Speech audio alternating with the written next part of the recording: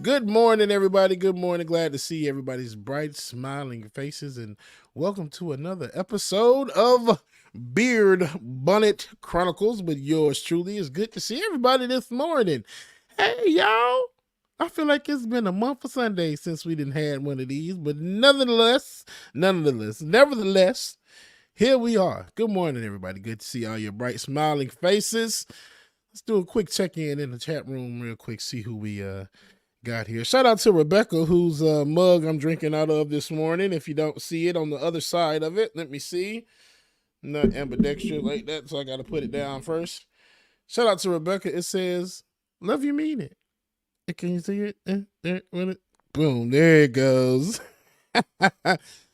This is Rebecca's mug that I was supposed to be giving to her a long time ago, and I just haven't gotten a chance to see her yet, just like I still have her Christmas ornaments as well, too. Shout out to Alicia in the chat room. Let's see who else we have in the chat this morning. Industrial Lars, what's going on, sir? Good morning to you. Love you, mean it. Mark Saunders, what's going on, Mark? Priscilla, good morning. Brian West, Tiger, Alicia, hey. Lily, Ryan, what's going on? Nat A, Jessica Lee. Half Black Reaper, good morning to you. Tyler Hackner, what's upper Divine Order? Good morning. Mama Gwen, hey mama, you mean it? Hey Pop, I know you're watching as well too.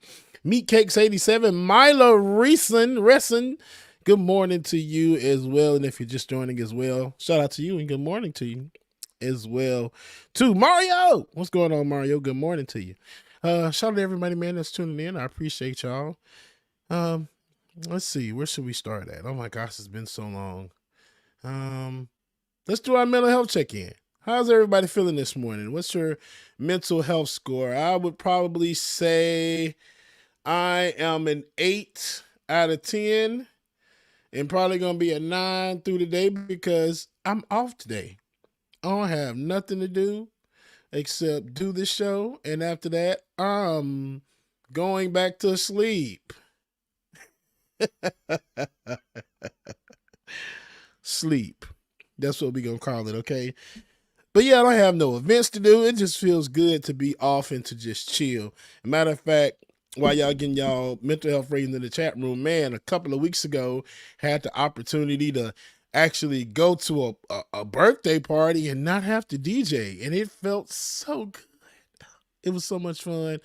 I had to make sure I share clips of that because it was fun. I had a lot of fun, man. I did karaoke, played some games, and everything. It was really a fun time, man. And I appreciate my friends for inviting me and telling me, hey, you're just coming to chill. You're not working. You're not DJing. You're not doing none of that. You're just coming to have fun. So I appreciate good friends, man, and appreciate them for allowing me to come chill and just do me. I appreciate that. And then I was sick, oh my gosh, with bronchitis the past few weeks.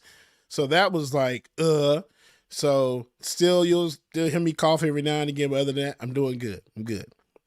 All right, let's check in and see where everybody is this morning. Let me see here. Boom, boom, boom, boom, boom. Jessica Lee says a 9. Okay, Jessica, I'm going to be there with you probably about an hour or two. You know, Rebecca like to talk, so maybe 2 hours. Okay, Priscilla says a 5. And Ryan says a 5. I hope it gets better for y'all. 8 for meat cakes, but once work starts today, a 6. I know that's right. Jesus. Lily says 7, I guess. Sick with COVID for the last 2 weeks. Oh, Lily, I'm sorry. Hope you get to feeling much better, okay? Love you, mean it. Industrial Art says a steady 7. Motherfuckers keep playing with my money and it's the first of the month. Excuse me. Not doing Black History Month. Nuh-uh. Tell them they will not play with your money, not doing Black History Month. Okay? We ain't going to do that. Alicia says an 8 out of 10. Okay, Alicia. Mama says an 8. That's good, Mama. Glad to hear that.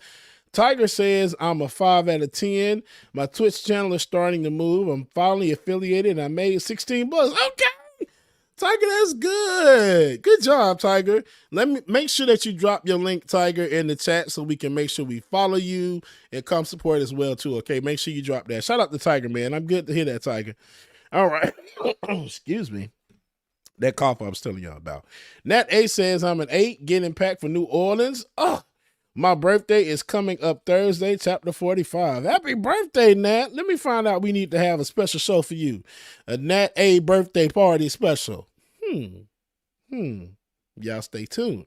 All right, shout out to Nat, man. Have fun in New Orleans. Tony Rizzo, good morning to you. Alicia says, I just started the last semester of my undergrad degree. I'm in 8th. Hallelujah. God is good. I'm glad to hear that, Alicia. Shout out to you. I know you've been working on that thing for a minute, so I'm glad to hear that. Shout out to you. A.R. Walker, what's going on, brother? Good morning to you. Adrian Vixen says, I'm like a 7. Okay, Adrian, that's pretty good. Also, hi. Good to see you. I appreciate you. Mark Sutton says, I'm at work at the post office and it's raining, so I'm maxing out at a strong 6. Yeah, that's some strong 6 energy right there. Rain and working, 6. It would be 8 or 9 if you were at home and in the bed just chilling, not doing anything. So I hear that, man. But anyway, y'all, it's good to see everybody. Shout out to y'all, man, and I'm glad that y'all are doing well. And if you're not doing well, I hope the day gets better after you see this episode of Bonnet Chronicles, because Bubba is here. Okay, I love y'all. Hey. So let's get into it, man. So I dropped David a few clips in Slack, and of course it's Black History Month, and we could not celebrate or start the show by first celebrating Black History Month and letting y'all know that it's Black History Month. David, is going to be the very first clip that came up, if I'm not mistaken. Okay, let me see if I can pull up Black, y'all, and I'm black, y'all, and I'm blacker than black, and I'm black, y'all, and I'm black, y'all, and I'm black, y'all, and I'm blacker than black, and I'm black, y'all. I'm blickety black, blacker than black, I'm blacker than black, yo, because I'm black and I'm back. Yo, I'm black and I'm black, y'all, and I'm blacker than black, and I'm black, y'all, and I'm black, y'all, and I'm black, y'all, and I'm blacker than black, and I'm black, y'all, and I'm blickety black. No, I'm black, y'all. 365 except that one day. So yeah, so I'm black, y'all. I hope y'all are black too. Hey man, make sure it's Black History Month. We have to start off strong. Happy Black History Month to everybody out there that's celebrating. I appreciate y'all so much. Shout out to Rosalba who just joined us. C Gal, good morning to you. And Rosalba says congrats Alicia, and ooh, happy birthday Nat. Hey, all right, the next video I'm going to show y'all, it's a bit of a clip show today. This next clip that I'm going to show y'all, let's see here. It looks like some of our freedom fighters collaborated on a song, and I must say, I think it's a bop. So let's listen to what Harriet Tubman, Shirley Chisholm, and who was the other one? Was it Anywho, let's take a look at the video. Black History Month, we still celebrate. So here we go. Martin Luther King, 1963 was when I said I had a dream. Marching down Montgomery is where I could be seen. With that Nobel Peace Prize around my neck. And who gon' check me? The president begged me to get my people off his back. Nat Turner doing murder without a burner. Jeepers Creepers copping slave master burner. Freddy Krueger by the slave master worker. I led a rebellion for my people. 55 white folk murder. Go get the blickies, we gon' paint the walls sticky. My advice to Mississippi, Malcolm X and leave it icky. 1, 2, 3, shoot the heat to the beat. Bullets piercing through your meat, maggots on the concrete. Forget that marking, you wanna shoot it out? I got the AK automatic in the car, don't make me take it out.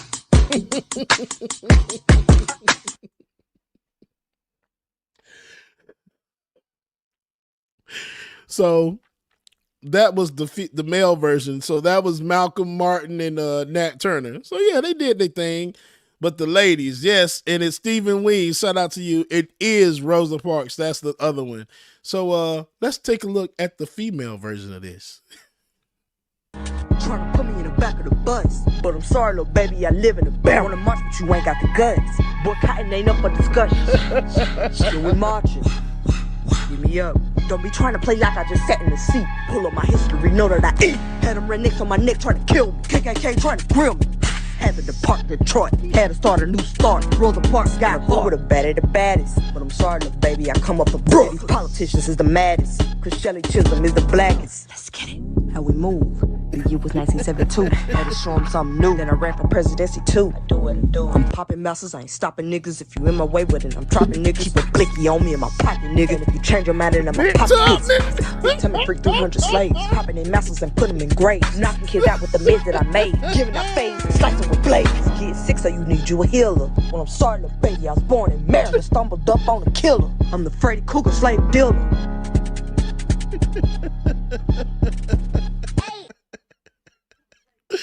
Yo, that was dope as hell. I love his. I think theirs went a little bit harder than Malcolm and Martin and them. Big Tubman came through spitting them hot fire. That was good, man. That was definitely good. So happy Black History Month again, everybody. If you don't know, it is February 3rd. We're in the third day of Black History Month. So y'all know it always gets more interesting as the month progresses. So the first was on a Thursday. So I'm very curious to see what Monday brings. Let's see. A few years ago, we had IKEA with the watermelon and fried chicken debacle. So I know that was a big thing. So I'm sure it's going to be a lot upcoming this next week, man. So y'all stay tuned, man. Happy Black History Month again. Make sure that you go do something black as hell if you're not black. And if you are black, just keep doing what you've been doing already. Okay. Shout out Henry King. Good morning, Henry. What's going on? Tiger Sark Studios, good morning. And Tony Rizzo, good morning to y'all. Oh, man, let's see what else we got. We're going to keep on moving along. The next clip is... You know, I think how can I say it? New Orleans is one of my favorite places to go, and I love bounce music. So I have a new artist that I found, not that I discovered, but a new artist that I found that I like to listen to, who put out this song about having plus size clothes on the racks. And I'm just like, this song is a bop. And I'm like, we're going to make sure we blow this up, and we're going to make sure that she gets the love she needs, because I need to hear this song on like everywhere. Okay. So David, if you could play that video, it is that beautiful black woman that's standing there in the footage. I know you see it. Plus sizes, they said big bag bitch, get to the bag. They said big bag bitch, you want a snack? Well, this big bag bitch, she got the stack. So put big bag bitch clothes on the rack. Ooh, on the macaroni, move and shake it for me. Ooh, we shaking and quaking, the brands are phony. Ooh, the brands are phony. Ooh, they need a Tony, they need a Emmy, Oscar, Grammy, cause the shit's baloney. The way they be faking like they're making all the sizes. If you ain't got at least a 4X, you ain't trying. Ooh, so give it to us, baby, give us a got. Give it to us when we step on the spot. Ooh, Bye. That's my damn song. Put big back clothes back on the rack. Okay? It makes no goddamn sense that me of a bigger size have to either go online or order clothes, or go in the back of the store to find my goddamn clothes. So again, this PSA is for all you brands out there that think only small sizes go in stores. No, mother sucker. Put the big sizes back in the store. David, play the clip again, please. Plus sizes, they said big bag bitch, get to the bag. They said big bag bitch, you want a snack? Well, this big bag bitch, she got the stack. So put big bag bitch clothes on the rack. Ooh, on the macaroni, move and shake it for me. Ooh, we shaking and quaking, the brands are phony. Ooh, the brands are phony. Ooh, they need a Tony, they need a Emmy, Oscar, Grammy, cause the shit's baloney. The way they be faking like they're making all the sizes. If you ain't got at least a 4X, you ain't trying. Ooh, so give it to us, baby, give us a got. Give it to us when we step on the spot. Ooh, bye.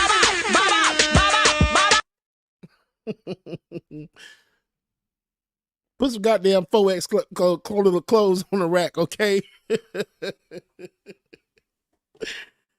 Oh, I appreciate y'all, man. That was a good one. But yes, that was a good PSA, man. I like that announcement. And like I said, I need to remember her name, and I can't. Oh my gosh. And I downloaded this song. I'm going to tell y'all who this is.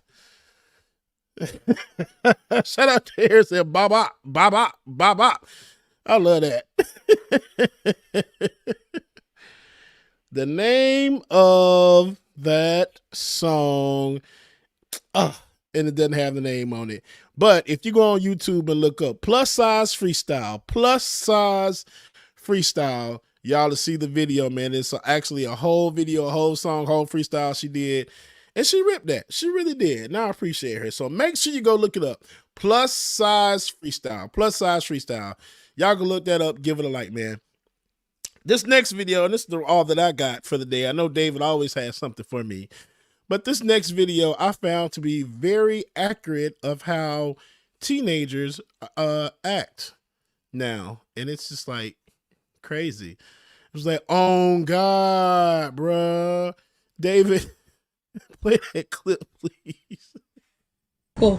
Let's go, bro. That's Gucci, bro. No cap, dab me up. Bro, Come on, don't leave me hanging. you doing too much, bro. Let's go. What do you think of my hat? Bro, What? that's cringe, bro. That's my hat. It's not that deep, bro. I have no clue what that means. I've been looking for this. Will you stay out of my room, please? Seriously, clean up your room. I'm staying on business. What? You heard me. You sound so mid right now, bro. Oh God, bro. What, I didn't get the Riz? You doing too much, bro. I'm putting on ordering Chick-fil-A tonight. Let's go, I know, bro. Let's go, I bro. know I'm busting, huh? Bro. What? You act like I'm the ops or something. Oh. You doing too much, bro.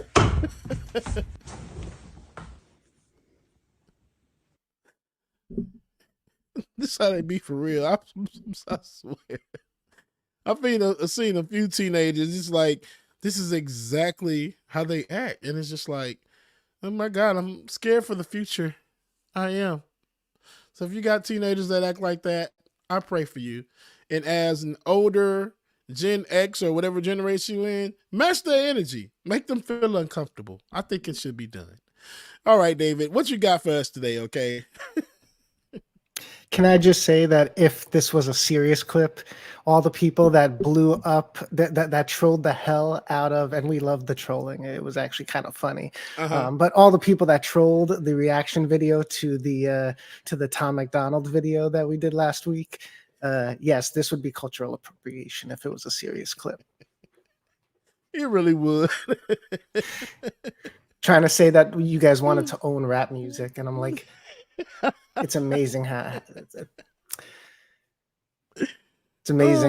you interpret things so that you can be upset. Of course. And hey, did y'all see that song is still at, what is it, number 2 on the Billboards? I mean, is it really the same thing as it used to be? Because people don't buy. I feel like most people don't even buy on iTunes anymore. Like maybe like boomers, maybe even Gen Xers to some degree. But I mean, for the most part, everyone's streaming. I download my music because I want specific stuff. I don't like listening to like the algorithmic mixes and playlists. But like, how many people buy songs, let alone albums? So the last song that I actually physically brought was Beyonce. Think about 2 Beyonce songs. It was the Cuff It Wetter remix and then Break My Soul, the Queen's remix. Those were like the last 2 I actually spent money on. Granted, both of the songs were on Apple Music, but I just paid the support only because it's Beyonce. But you're right, David. Most times, I don't know who's out here buying some of these songs. I feel like it's very easy to manipulate those charts now. I wholeheartedly agree, and this is shown with the whole. Like all you have to do is say, okay, I'm putting out something. Be sure to buy it just so that we can show that I'm number one. Mm-hmm. The whole Megan, like people just download iTunes just to download one track, right?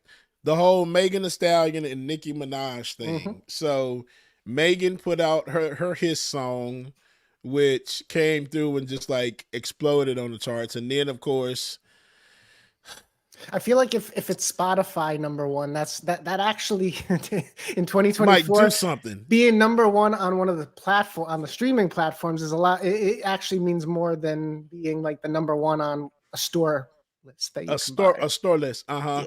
And then when Nicki came out, of course, hers went up to #1. But these barbs are delusional because they said y'all didn't hear that Nicki Minaj did. No, she did not. No, she didn't. She did not. Megan did her thing, and as you see, Megan actually rose to the top. But like you said, David, a lot now it's just like, how are we even calculating this stuff? You just stream it, and that counts as one. I mean, it counts as a purchase. But also, it's like pennies for the streaming. Like I think was it Snoop said something about how he like made like. I don't even think he made $1 million from his streams. Then like Weird Al Yankovic, who obviously isn't going to get the same numbers, but he still has his cult following and got like hundreds of thousands of streams, and he made like enough for a sandwich. Right. See, and you know who has broken record streaming? He has made more money streaming than from what his music. Damn, T-Pain has become a gajillionaire. Just from damn talking streaming. Yep. And versus his music, and his music is awesome. T-Pain's music is amazing. Y'all know I talk about T-Pain all the time. Yeah, no, we earned respect for him after. Yes. Love some goddamn T-Pain. All right, Baba, I got a dad joke for you. Oh God. Everybody wants to be a comedian now. What you got? Well, it's not me, but I got a joke for you. Okay.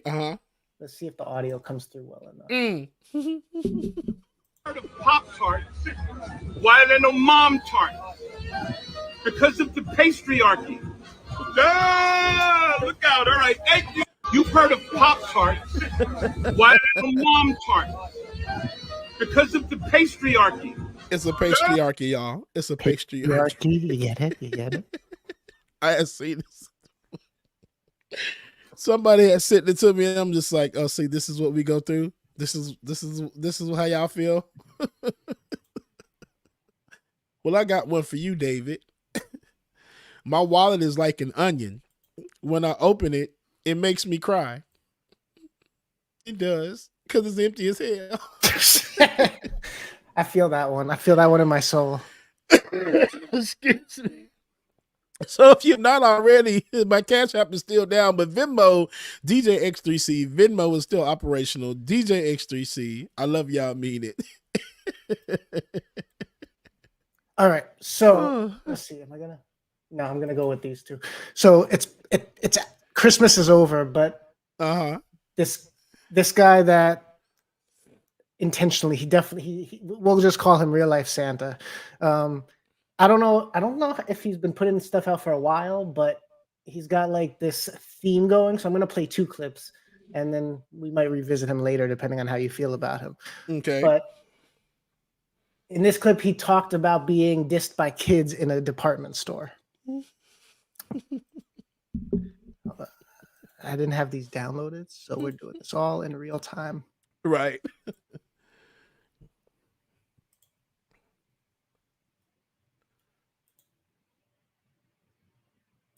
Okay, I just got through shopping at a department store. I'm not going to tell you which department store I was shopping in. However, when I was checking out or about to check out, there was a Karen in front of me with 2 kids. These 2 kids were like screaming and hollering. Anyway, she was already asked for the manager, so I was like, well, forget this. I'll just leave my basket. Well, as I started to walk by, one of the oldest children, probably about 12, he said, look, old man Moses. And then the younger kid, probably about 4 or 5, said, no, that's Santa Claus. That's Santa Claus. Well, before I knew what happened, the devil just came all over me. So I turned around and I looked at the oldest one and I said, first of all, you're going to burn in the lake of fire. Then I looked at the younger one, shouldn't have said it, but I looked at the younger one and I said, first of all, you're not getting anything for Christmas because there's no such thing as Santa Claus. Well, they both started crying, and Karen started raising and hollering or saying something. I don't know. I was too busy running out. I mean, I was walking out, leaving them and everything. And so, here she comes.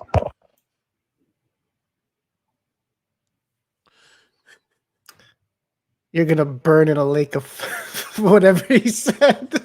I'm still waiting for the rest because I'm just like, okay, what's the rest of it? I want to know what happened next. Yeah, no. Well, this one I don't believe has a continuation, but I'm gonna leave you hanging on the next one because the next one definitely has a continuation, and I'm only playing the next one. What the hell? All right, hold on. Let's see where we're at. He does look like Santa Claus though. All right, so this one actually is Christmas related, and neighbors just being neighbors. That her lights were what you call. I just stopped off at the grocery store, and of course, you run into people that you don't want to run into. You know, that one person who lives on your block who's a busybody who always complains about something, and usually it's your yard, Miss Taylor. Anyway, I went around and there was Miss Taylor. She didn't wait to come over and tell me that she was so proud to see us put up our Christmas lights. We were the last ones in the neighborhood to get our Christmas lights up, you know, and she was just so proud of that. I said, well, Miss Taylor, unlike you, we don't leave our Christmas lights up all year round. She informed me that her lights were what you call seasonal lights, and that people that had seasonal lights were very social. I said, much more like lazy. Well, that didn't sit well with her. You know, she's talking about how bright the Christmas lights are on the house. She said, they're really, really bright this year. She said, I bet you could conduct outer spaceships to land here. They're so bright. I bet that's what you use it for. And I said, no, Miss Taylor, we use it to make sure that the liquor store knows how to find your house for deliveries and that your daughter's baby daddies all can turn their DNA test in on time. Oh, I shouldn't have done it. The devil came over me. I know I shouldn't have said it. Well, I left that poor woman with her mouth hanging open in the meat department at the Pig. I didn't have enough coffee or Jesus this morning. I got to do better. I like him. I like him a lot. Well, the Miss Taylor Chronicles are a thing, and there's additional happenings in this timeline. So next time you do an episode of Beard Bonnet Chronicles, we'll have to follow up and get some updates. Yeah, David, what's his channel? Everybody's asking because he is hilarious. His name is Brandon Kilbrew. Brandon Kilbrew. Okay, I'm gonna have to follow him because he reminds me of Leslie. Is it Leslie Jordan? He reminds me of Leslie Jordan. He really does. I love him. He doesn't have a lot of videos, calls. so I'm not sure if he's like deleted them in the past or if he's just trying this out now. But okay, he's only got a handful.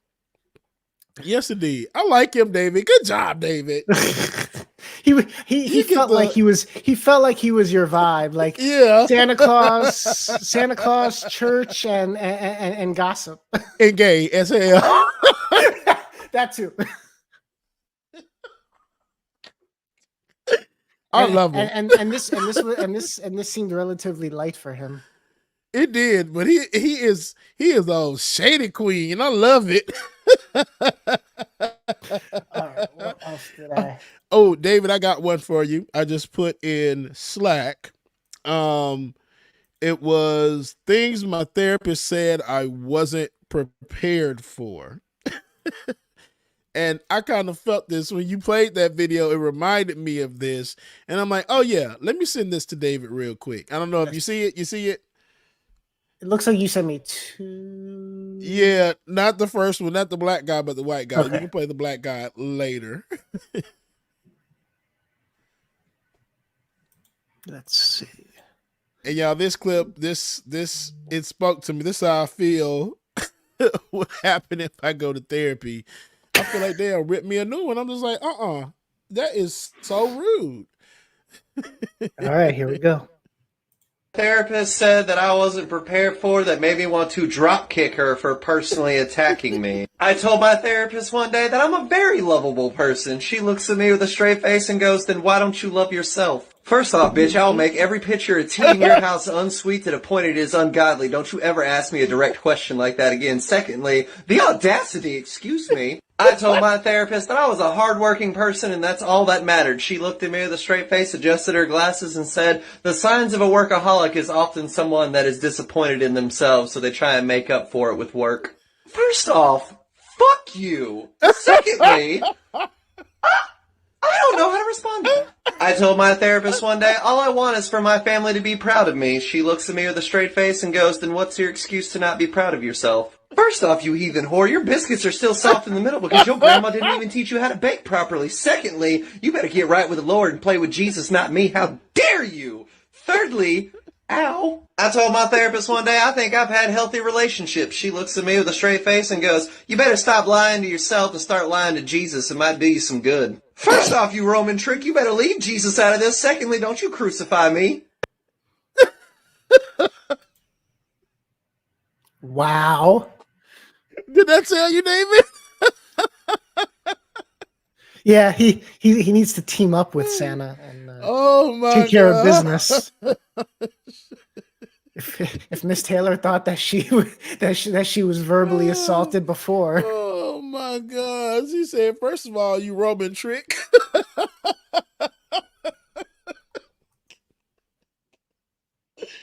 Wow. All right, I got some man. Black history. Oh, let's go.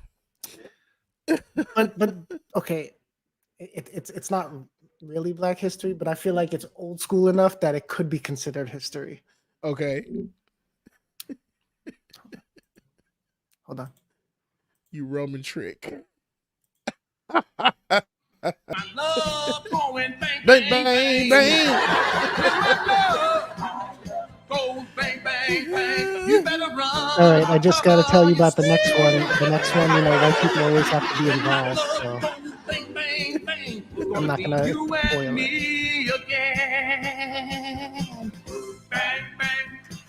Bang, bang, bang.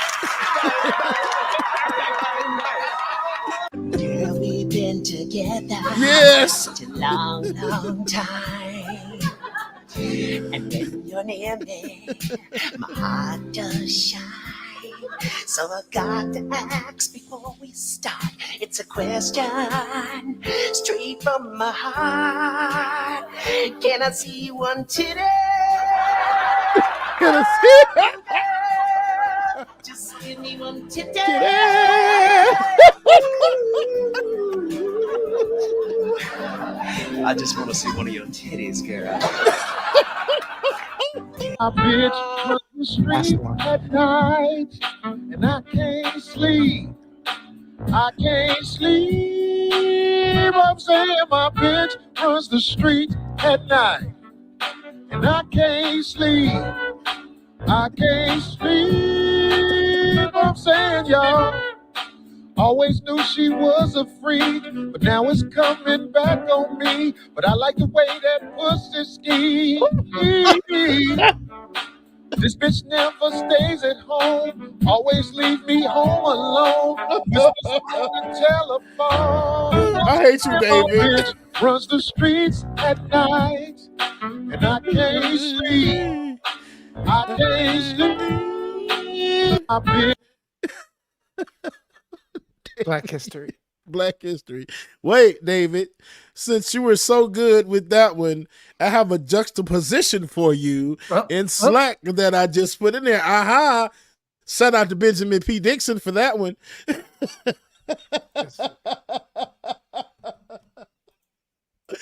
So, David, that was a good one, David. I like that. But this next video that I have for you is the 5 moments that almost broke R&B, the yelling edition. And when I tell y'all, my God, and I remember the majority of these, and I was just like, damn, yeah, y'all almost broke this. It's like y'all were battling back and forth. All right, let's check it out. Oh, here we go. Moments that almost broke R&B yelling edition.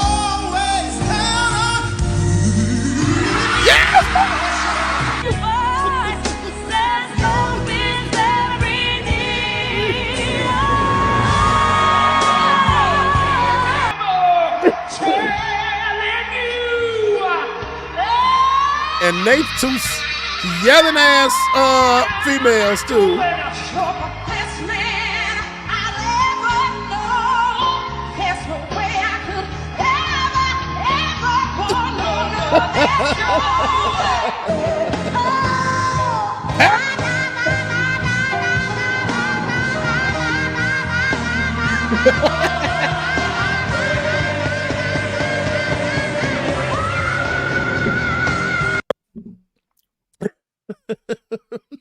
What I think number 4 was the best. Yes. It was. All right, since we're on music, Becca's here. So since before we roll the theme song, I got one more on music. Okay, let's see. Wait, no, don't stop yet. Got to get the full effect.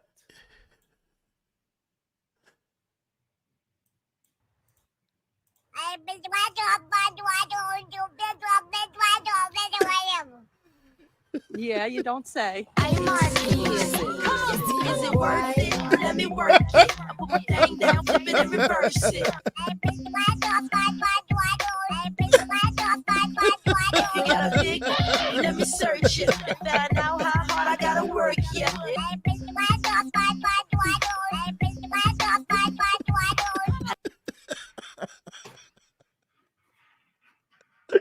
I love it. I seen that one too. That's one of my favorite ones, David. Good job. And this has been the first episode of Beard Bonnet Chronicles for 2024. Okay, it has, right? Yeah, we did it, y'all. Yay! Bam, bam, bam, bam, bam, bam, bam. All right, y'all. Y'all make sure that y'all stay tuned. Like it or not, it's coming up next. I appreciate y'all joining us this morning here on Beard Bonnet Chronicles. Your boy James Bubba Williams, DJ exclusive. I love y'all. Mean it. Y'all stay tuned. Like it or not, it's coming up next. If you have not already, please tip your boy, man. Let's start this damn show. Yes, it's time for like it or not.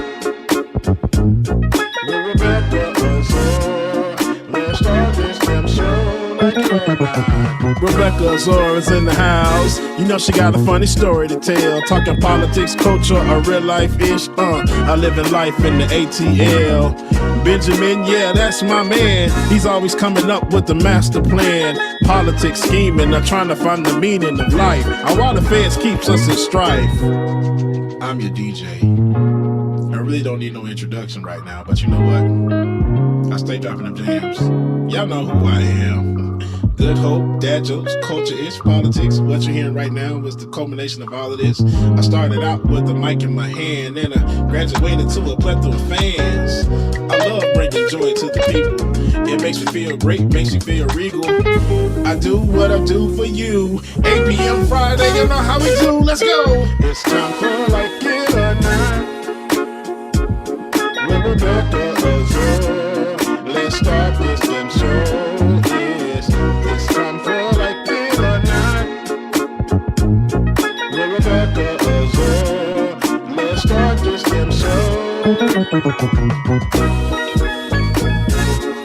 Like it or not, y'all. 2023. Let's start this damn show. Let's go.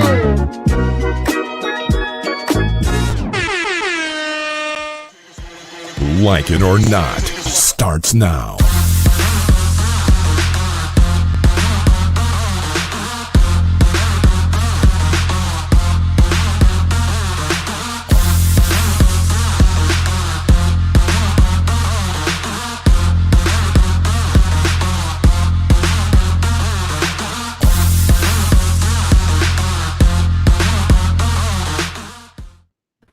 Good morning, good morning, good morning. Good morning. Good morning, everybody. Welcome to Like It or Not. Where we're free to go. It's been a while. Go ahead. Do it again. Do it again. Crazy. All right. Good morning, good morning, good morning. Good morning, everybody. Welcome to Like It or Not. Where we're free to tell the truth. Actually, you're supposed to finish. You're right. It's me. Okay, let's do it one more time because it got crazy. I messed you up and then you tried. Yes, no, I know what happened. Yeah, you did. Go ahead. Okay, go ahead, Bella. Good morning, good morning, good morning. Good morning, everybody, and welcome to Like It or Not, where we're free to tell the truth and not care who doesn't like it. There it is. All right, thank you. It is February 3rd, and I am joined by all of my brothers in them here on Like It or Not. Listen, I feel like last weekend was a blur. but we're here during Black History Month. And so now I feel like, I'm available. I am here with you guys. And I feel like we're going to be present, and David isn't going to talk much, and he's going to give us time because it's Black History Month. Are we right? Am I right? Am I right? Am I right? David, don't say nothing. Sorry, miss. This is a Wendy's. I don't know. Okay. Got that? Listen, Yes, no, this is Black History Month. White folks are not allowed to do a damn thing because I'm listen, not, every other. I'm not fooling with y'all. What you say? You're not affiliated with this nonsense? I'm not fooling with y'all. That's okay. You don't have to, because I'm gonna tell you this right now.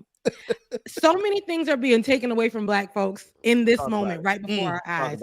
We're watching so much rollbacks from a lot of effort and a lot of gains and a lot of forward movements and a lot of fights that we've had. We're watching so many rollbacks, not only that are directed at just women, it's women of color, it's Black men, it's just Black people, period, that are getting hit the hardest when there are any rollbacks anyway. And then on top of that, they're saying that we don't deserve things like reparations and stuff. Yet California is actually looking at programs to give reparations to Black folks, and white people are outraged. Not during Black History Month. You won't be. Oh no, they're gonna be doubly outraged during Black History but we're not gonna listen to them. Not during Black well, History Month or Black History Year. Or for me, that's 365 days. Sometimes, 365. yeah, like so. At the end of the day, and over here, it's always Black History moments and tidbits, and we will make a white story Black in a minute. In a second, we will find out how does this affect Black people. The way they take our dances and make them white. Okay. Okay. But why David said, I never talk much. I take my 1 minute, but not this. Not this month, David. Not this month, David. Wait a minute. Wait, we've already failed. I sat here and listened to David do like 15 it wasn't streaming on my show. channel. It wasn't streaming on my channel at that time. I said, no, not this white. You know what? And I'm kidding, David. I love you, beat it. I hate y'all so much.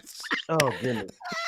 But anywho, BBC does it is Black History Month, and we can't start it. I wish we had that clip that always, comes up from that time when me and Ben were talking about Ben Shapiro being upset.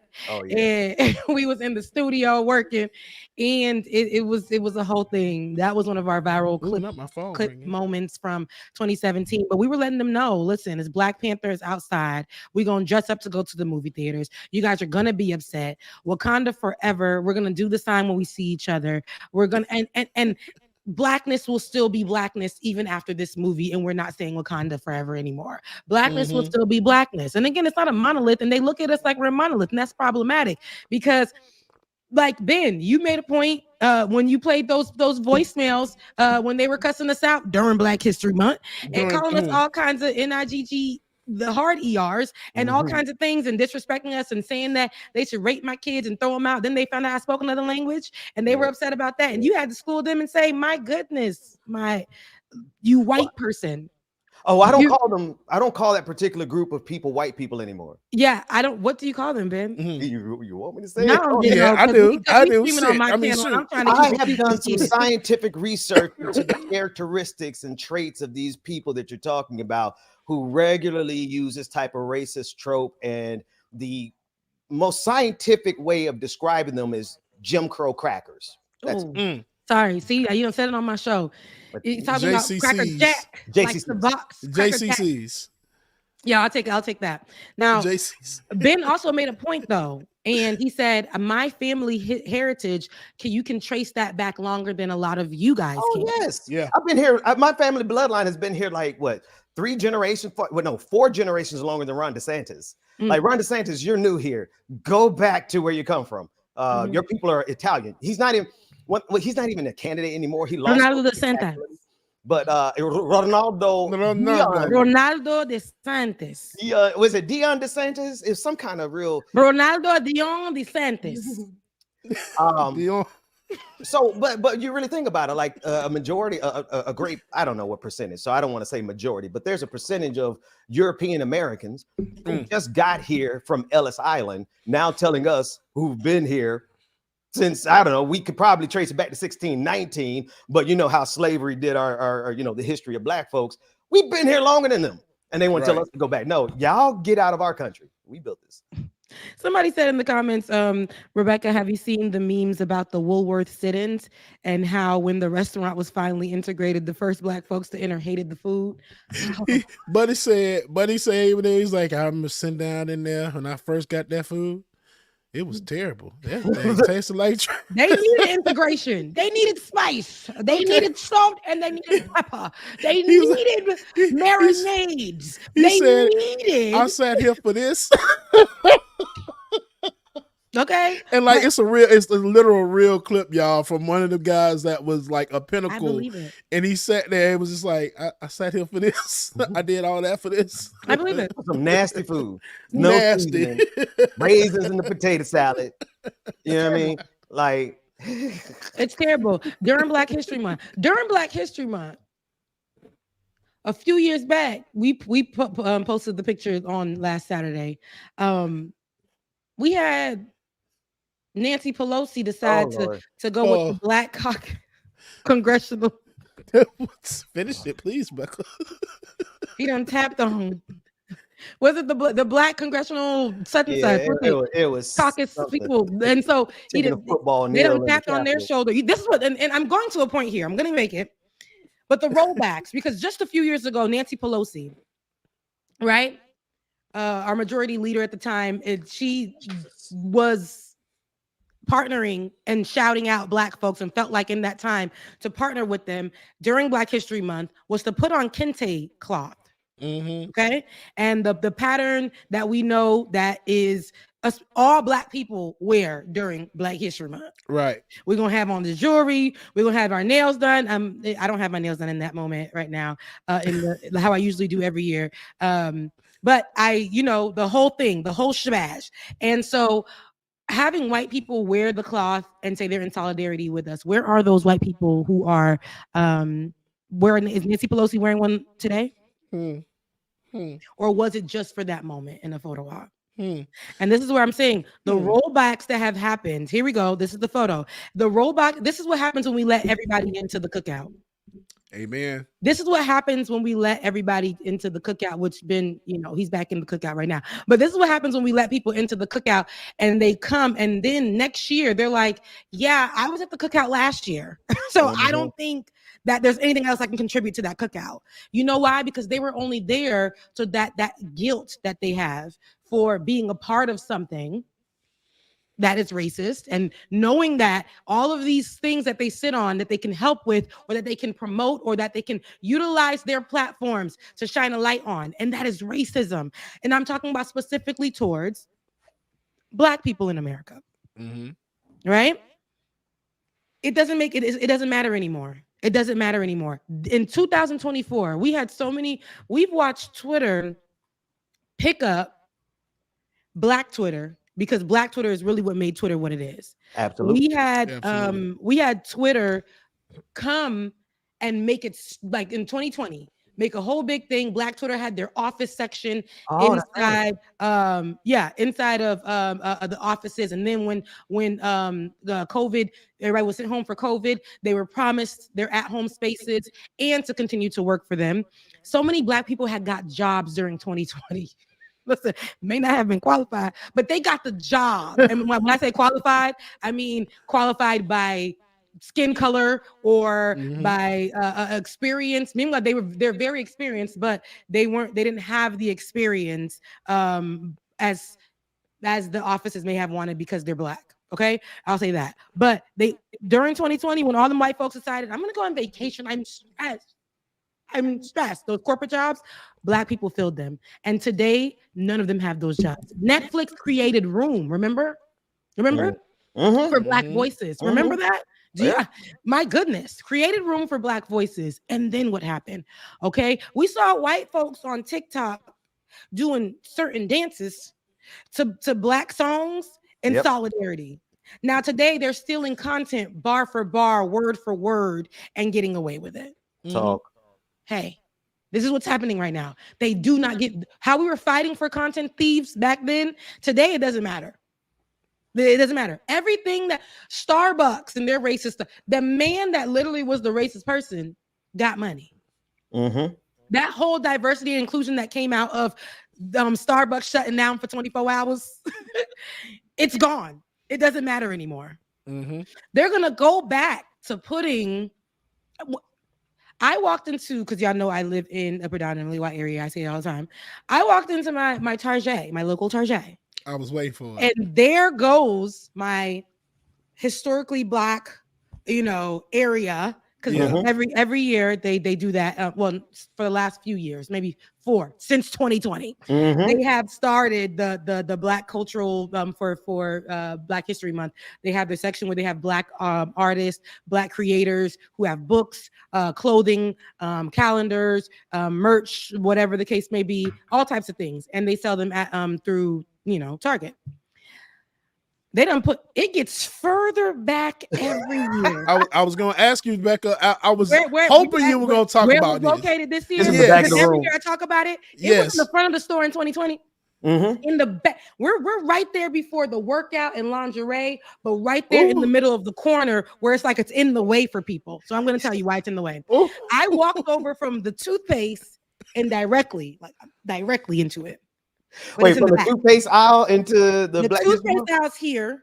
I just stepped over and I was in that area, and then I stepped over again, and I was in regular clothes. So here's the thing: I'm looking at it, and I said I want to buy all this stuff, but in this particular store, they're gonna put this on sale in 2 weeks. Oh Lord, did you not put it on sale for? I promise you, they're gonna put it. That's I usually buy stuff, and then 2 weeks later, it's in the sale aisle. Right?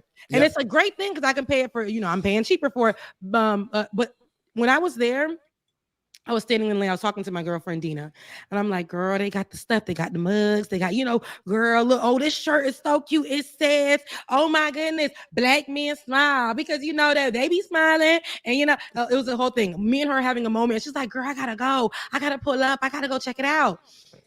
A white woman comes and she's like, what's all that commotion? It's me. I'm the only person doing the commotion in that area. I'm just excited.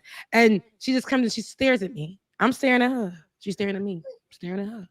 She's Put the Diddy meme up on that one. and then my girlfriend was like, you okay? I'm like, girl, they just in here and they're not gonna buy nothing. They just walking around. And I was really, because I'm like, I don't like feeling like this, but this is, and I'm saying, I live. I forget you could turn up like that in public. I forgot that you like. Okay, and I'm for I have to be cognizant of the fact that I live in a predominantly white area. They're not gonna buy things, but then I did get upset, and I'm like, not her touching the stuff with the kente print. Where's she taking that? Taking it to Nancy Pelosi. Put that back. Put the Nancy Pelosi back on. Get your hand off of there, lady. No, but it does. It just shows you how even because it was they capitalized on moments. They capitalized on Breonna Taylor, George Floyd, the Black Lives Matter movement. They knew that if they stood in solidarity, they would capitalize off of this. If they stood in solidarity with Black creators in this moment, they would capitalize off of this in some way, shape, or form.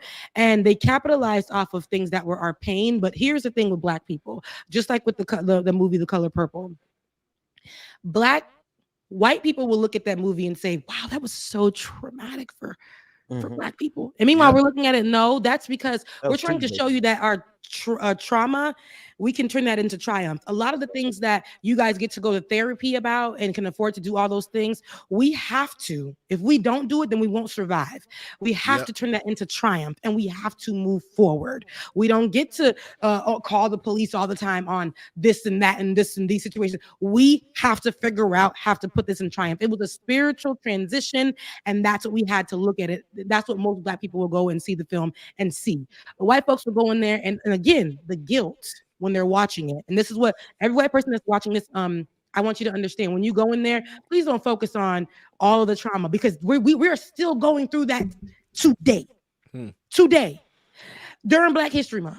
So how we define it, and I'm not saying that's the best way to define it, because we should have moments to rest and talk about it and cry, but we do not have those opportunities. We don't have the time. So for us, is to look at it and say, how can I triumph through this? How do I save my family through this? How do we break generational curses? How do we find joy in these spaces and times? How are we able to get up and make it through another day, because our kids are counting for us? Those people years and years ago, my ancestors who fought in the first Black Republic in the world, in Haiti. My ancestors who fought didn't know what it would look like, but they took an opportunity. They took a chance and they rebelled, still paying for it to this day, but didn't know that I would be where I am right now. And even in my position right now, I'm still at the bottom tier where I'm having to work a 9 to 5 to sit here when I know other people who are taking this position who don't look like me, who happen to be white, who get to tell Black stories. Oh, God. They get to live their life. Y'all remember how many white folks and racially ambiguous folks made it real big by telling our pain and our stories? You know, particularly around George Floyd time. 3 letters. And Rebecca, those 3 letters too, yes. And then also to what you're speaking on, they've moved the Black Lives Matter section in Target to the back for the same reason they are going to keep moving the LGBTQIA section to the back and every other, because a certain group of white folks, as I have clinically defined them, there's a scientific name for these white folks who are doing JCCs. They are going to Target, and they're going and they're using they're mobilizing, they're organizing boycotts. I mean, just think about everything that we did to get progress, everything that we did to get the little bit of progress. I mean, the most we got was a diversity and inclusion in 28 days of a month. Happy Black History Month, right? We had to organize, we had to boycott, we had to do the bus boycott, the civil rights movement. We had to do everything from 60s to 65, 64, 65, Civil Rights, Voting Rights Act, all the organizing that we had to do.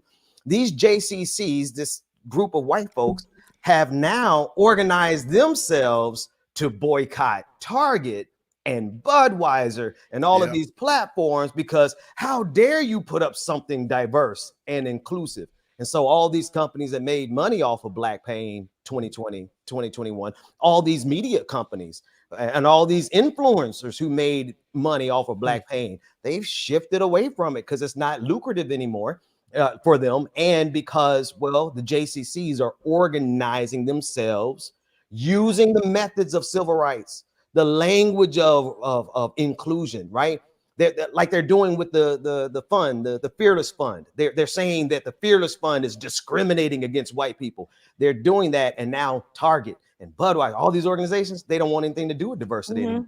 Yeah. No, diversity and inclusion is a joke. That's why I always tell you that it is but for a moment. And as soon as it's no longer popular to side with Black people, to and I don't want to say join in, I don't want to say like a bipartisanship type of situation, because it's not that. It's literally everybody that we see that has a platform that says that they support Black people. If you look at their support from 2020 to 2024, it absolutely gives a different story. And I get it. It can be very trying. I'm not saying that you have to be an ally all the time. If you don't want to be I always say this: if you don't want to be an ally, please don't be. Like, don't be an ally. You know why? Because I don't want people whose hearts aren't in the right place. And your allyship may look different every year. It may, because burnout is something that's real. But I don't want us to just be popular for that moment. Being an ally, working with us, joining hands, supporting us is only popular because, I remember in 2020, people were literally going to protest just so they can post a photo. Child. It was a photo op for them. So they can historically say that they were there. Now, there were a lot of folks who did that, but then there was another group of folks, some white folks. This is the thing about it. Like as many Jim Crow that are out there, all these racists who are out there, there were still some white folks. I even saw some soccer moms, some wine moms literally get assaulted by the police state in 2020 when we were protesting for George Floyd, right? So you had a group of folks, and those are the folks who left. There are folks who made money off of this. There's folks who went out there, like you said, to do photo ops, and they did their streams from there, and they got famous from it. They made their money from it, and they moved on. They don't want nothing else to do with it.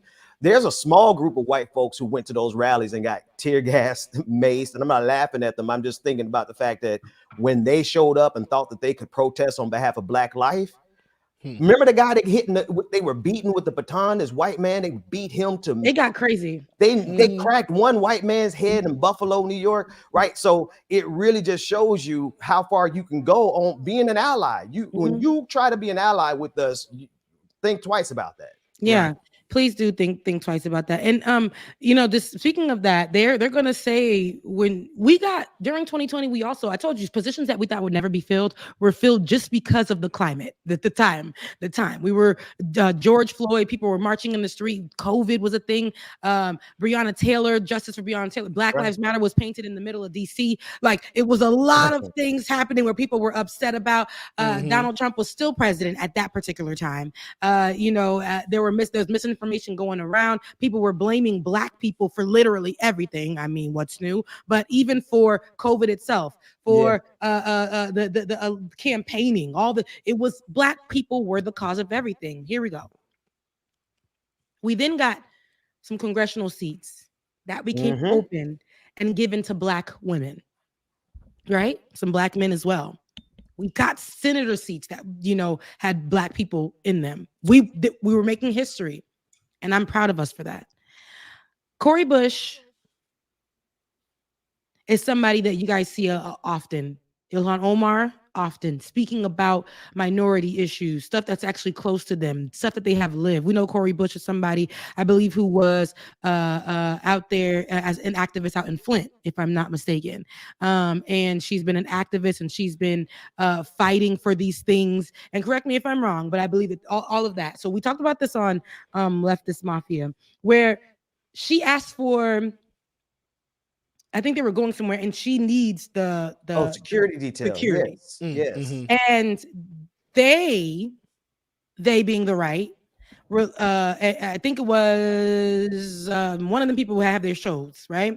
They were like, why? They're laughing at her. Why would she need this? Isn't this the same person that is anti-police, defund the police? Yes. And here is my problem with that. Like, we talked about this on the show, and I don't want to bring it up. I'm going to bring it up, but I'm not going to make the story long. I won't be before you long about this. And my peers on the Leftist Mafia are majority white. All of them are white, I believe. Yeah, and I'm the only Black woman. And we talked about our experiences with law officers, and my beloved, beautiful Lance was talking about how with his run-in with the officers, like he can use his white privilege for sure. And I believe Matt was talking about his run-in with the officers and how they didn't help him find his stolen car. But through being ticketed in New York, that's how he was able to find it, because they kept ticketing a stolen car that was just left on the side of the road. Officers in NYPD don't do anything. But just a few Saturdays, that last Saturday that I got on the show, I was stopped by police officers. Y'all didn't even know, because I have to do what? Turn trauma into triumph. I was stopped by police officers. And this is why I say it's important for Cori Bush to have police officers. At the end of the day, when we say defund police, it's because take that funding to actually train police to do something, to not look at Black people and shoot as if it's target practice, not be taught to do so. Get taught to de-escalate, fund the people who can come in and de-escalate, utilize that money to actually put into the community. This is what we're talking about when we say defund the police. Don't keep funding them to do these things. But my run-in with the police officer on Saturday that y'all wouldn't even have known about. They took my car. What? They made he tried to accuse me of being drunk. I didn't drink because I knew I had to come on the show. I knew I had to drive far. And in Atlanta, ain't no lights when you're coming from where I'm coming from. Or when you're driving to where I'm driving to. Ain't no lights. And I was literally 2 minutes away from my home. I was asked if I actually live in this town. And he made me get out of the vehicle. My license was, when I stopped the car, my license fell over on the other side. Granted, I'm thinking, okay, I may have been going 5 miles per hour. I want to get home. I'm not 5 miles over the speed limit, maybe 5 miles. Give me my ticket. Let's go home. In Georgia, they have this thing so many people have talked about. Your insurance is not going into the system. I don't know what that is about. You change your insurance, and they will say, okay, we see your insurance here, but it's not reading with your vehicle. This has happened so many times, maybe 3 times to me. Oh my God. Yes, it's a thing here. And they will tell you, you shouldn't be driving like that. By law, I'm supposed to take your vehicle. Instead of him saying all that stuff to me, he told me to get out of the car. Before I even got out of the car, when I rolled down my window, he asked me, have I been drinking? I get out the car. He asked me again, have I been drinking? You guys, I am the only person in the street on the ticket. He said there was mid traffic. There was no traffic. No traffic. It is dark. I was the only person on the street. He made me, because I guess no more breathalyzer tests or whatever. He made me do the thing, this, for 10 minutes in the street. For 10 minutes in the street, he made me do this. And every time, yeah, no, this was that Saturday that I did the show. Yeah. Oh, he made me like, he held his finger here in my face. And it was just me and him, guys, in the pitch black darkness of the night. Becca. All I remember is his ice blue eyes. And I was so scared to get my license on the side of the car. I didn't know what to do. I was trying not to break down and cry. But he kept, and I said, should I move my head? Because first he said, keep your head, don't move. And he did it for 10 minutes. It made me like walk into the middle of the street. And then I had heels on. And he just kept doing this. And then he said, I'm going to go up and down now. So I said, okay, should I keep my head here? Ma'am. I would, ma'am. Like, just follow my finger. I'm like, okay, whatever. Lord, I just want to get home. He ends up, long story short, he gave me 3 tickets. He said, because your insurance isn't showing. And because there's a ticket in the system that's showing from like 2 years ago. And I told him I said, hey, that I already went to they told you the wrong thing. APD, I don't know, they told you the wrong thing. Oh, and then your insurance, we're taking away your car. The tow truck guy comes, takes away my car, sees what the police officer is doing to me. Then the police officer changes then he told me I didn't give him my license. I told him it's right there on his chest. It was right here. Literally, my license was right here on his chest. And I was super scared. He heard me on the phone with my sister, walked up to the car, and was like, oh, you must be busy. Changed his whole tone when the tow truck driver came. The tow truck driver did witness how he was doing me. And then he kept saying, I should arrest you. Before they did, I should arrest you. I should arrest you. I should arrest you. And I'm going to tell you guys, from that time, rent is due. Not only is it during Black History Month, rent is due. Do you guys know how much I had to pay within 24 hours? To get your car back and everything? My car back. He took my license. I can't drive. I couldn't do anything. Nothing, not a thing. In that moment of time, I paid almost $1,000. Yep. And I still have to go to court. And so all of that, and this is what I'm trying to tell y'all. It ain't easy. It's not easy. Yes, I have a job. Yes, I have to work 10 times harder than everybody else. I get pulled over. Oh, and then he made me go to the car and call a ride share. You don't have family around here? You actually live around here? Where exactly do you live? I said, I live up the street. Ma'am, where do you live? I had to give him the name of where I stayed in order for him to believe that I lived here. And then he said, get in your car. I don't use ride shares. It's a waste of money for me when I have a car. And if I have to use it, I'm going with a friend or something like that. If I drink or something, I know I didn't drink. And for him to that be the first thing that he says is that I drunk. He said, are you sure you didn't drink? Are you sure you didn't drink? Ma'am, are you sure you didn't drink? Are you sure you didn't drink? And then having to get on out and have to go order a ride share. My goodness. Yeah, not even knowing if that's the last money that you got. He told me to get in the car, go and order a ride share. You guys, I was shivering outside as they towed my car away. I was freezing. And then next thing you know, get into my ride share, I get home and I had to get up and do the show. So triumph. You had to go through that back up. Trauma to triumph. I'm still dealing with it, but like I told everybody on Let This Mafia, this is why we say I support defund the police, but this is why we say also we need police officers to make us feel safe. She needs the police officers to protect her the same way that Ruby Bridges needed the feds to walk her to school when they were trying to integrate that school in Louisiana. This is what we're talking about. So, your camera as well, Bubba. I know. But All of this is happening at the my I don't like that. that I said I was not going to drag on I today. don't like that. But I say all this to say, y'all can't stop Cori Bush from doing what she needs to do. And tell her she doesn't deserve. There's no correlation to saying defunding the police and needing protection. Our police should be our protection. They're supposed to protect and serve. That's their purpose. And the reason why we say defund the police is because we want them to be able to stand and represent the definition in America of protect and serve, not see Black people and treat them like a certain way, make them fear. When I was 12 years old, I had an AK-47 or 43 or whatever the number is on my back. I had helicopters in the sky, and I had SWAT in the bushes of my home at 12 years old because my neighbor said, while I was getting the mail, that somebody was breaking into my home.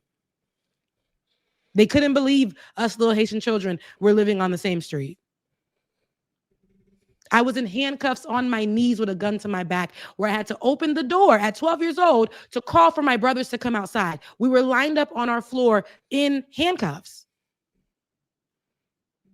So this is why I try to tell y'all. So when this trauma that we have to turn into triumph is serious. I got pulled over by a white cop with ice blue eyes who kept calling me ma'am. I had a problem with the fact that I went to go celebrate somebody's 50th birthday. Give me my ticket if I'm going 5 miles over the speed limit. If I was speeding, I understand that, officer. If there was something wrong with my insurance and I showed you that I do have insurance, just tell me to go get it, take it to the tax commissioner's office and let them fix it, and let them see it and fix it in the system. Ma'am, it looks like you do have a ticket that's showing here, but your license isn't suspended. But let's figure out. It was a whole thing. He gave me 3 tickets, you guys. Do you know what that's going to do? I don't like to be treated like a criminal because I'm Black. I literally live my day-to-day, especially in this country, to try to be on the straight and narrow so I don't punch somebody in the face for disrespecting me and going to jail. I don't like to be treated like a criminal. And I had to just get up and live my life the next day. We can't sit here and function in our trauma. You know why? What's going to happen to us? We're not going to be able to make it through the day. I'm not going to be able to work. I'm going to have to try to go on a leave for my mental. That's going to take about 3 damn weeks for them to actually try to pay me. I'm going to try to, I can't even get in my car and drive right now. I get a little scared right now. Right now, I haven't gotten into my car and to do much because I'm afraid. When we went to go pick up our car, the tow truck man was like, to my brother, because my brother had to come with me. She's like, is that your sister? She was pleasantly, like, she was so nice. I've never, in the history of doing this, met somebody who was getting shit from, excuse my language, from a cop who would still come in and be nice about it. Do y'all think I wanted to be nice? Nope. I had no protection. I was afraid. But I have to get myself together still so that I can make sure things are going correct for me. It puts me back because rent was due on the 1st. I got to wait till the 14th. But we all right? We're going to be okay. That's what I'm trying to tell you. We're going to be fine. It's not, when I say that, I don't say that for pity. I don't say that because, and I get it, but this is my life. This is our life. This is the life we live. Yeah. So. Man, I hate that happened to you, Becca, because that's clearly he was harassing you. Clearly. Because if you had proof of your insurance, regardless of what it says in the system, if your insurance is active, there shouldn't have been no reason that they towed your car. Because you had the proof that it's active. Even though it's showing in the system, as a cop based on good faith and you see something is active, then he should go ahead and just gave you a warning like, hey, you just need to call them and make sure that you got everything straightened. That happened to me with my insurance saying it was suspended or something. It's a thing. I had here. proof. It's a thing here. And like it says on the motor vehicle registration that I have insurance fines. And I'm just like, this car has been covered under insurance continuously for months. What are you talking about? I have insurance fines. It's on auto pay. I'm like, what are you talking about? So, Becca, I'm sorry that happened because as a single Black female by yourself, dealing with that in a white town, he was like, you don't. Basically, he was telling me I didn't belong there. And when I got in the car for a second, I called my sister. I was about to break down crying, and she said, "Don't you do that? Don't you do that? You keep me on the phone." And when he walked up to the car and he heard her say, "Becky, keep the phone on," He was like, "Oh, he walked away. You have a lot going on, ma'am." No, I don't. It's just my sister. I'm glad you had her on the phone. I had to call her when he told me to go to the car and order a ride share. Mm. Because he will be told, and he kept reiterating, "I should arrest you." Like I was a criminal. Guys, I don't like feeling that way. I'm not a criminal. Arrest you for what? You have nothing to arrest you on. And then Take for the car. them to I'll even go pick do it up. But doing that reiterating- sobriety test, the only reason they should do that is if they have probable cause to do that. They still do breathalyzers here. It's no reason that man, if he felt so passionate about you being drunk, should have did an effing breathalyzer test. Yeah. And the thing is, I didn't. That would have humiliated me too. Like I've never had any of those things done to me. Right. Like I said, I've had major things happen to me. But at my big behind age, my grown self coming home, and imagine if I would have said we did a cheers with champagne. He would have said I was drunk. I put that thing down and I left the party early because I knew I'm grown. There are decisions that I make that are not the same. And even if I don't think that we should be treated this way, I live here in this particular area because even though it's super expensive, it's the most affordable for me compared to by the city, right? And this is one of the things that comes with wanting the safety. It's a very safe area. The water is clean. It's affordable, all of these things. But what comes with it, just me being Black, me being the minority here in this small town, the protection is limited for me. Yeah. Once that opportunity comes where a cop can make me feel small, they'll take it. So I say that to say, going back to Cori Bush, these are the situations that we face. And when she says that she needs protection, it shouldn't be something that the right should get on their shows and laugh about, but they should give it to her. You know why? Because the protection that, you know who else needed protection and didn't get it? All of our leaders who should have went to work on January 6th. And those cops turned, right? And protected who? The right. They protect those. But what about the people that needed the protection? Is this where America is? Is this what we're doing? Is this how we're funding? Is this how we're no. So if our leader in the state was afraid for her life on January 6th and didn't get protection, then you better give her protection right now. You better do the opposite of how y'all did on January 6th. You better have her secret security walking around her and protecting her. Because why? She deserves the same thing that y'all get. Right. And she should be able to criticize the broken system and who they're targeting.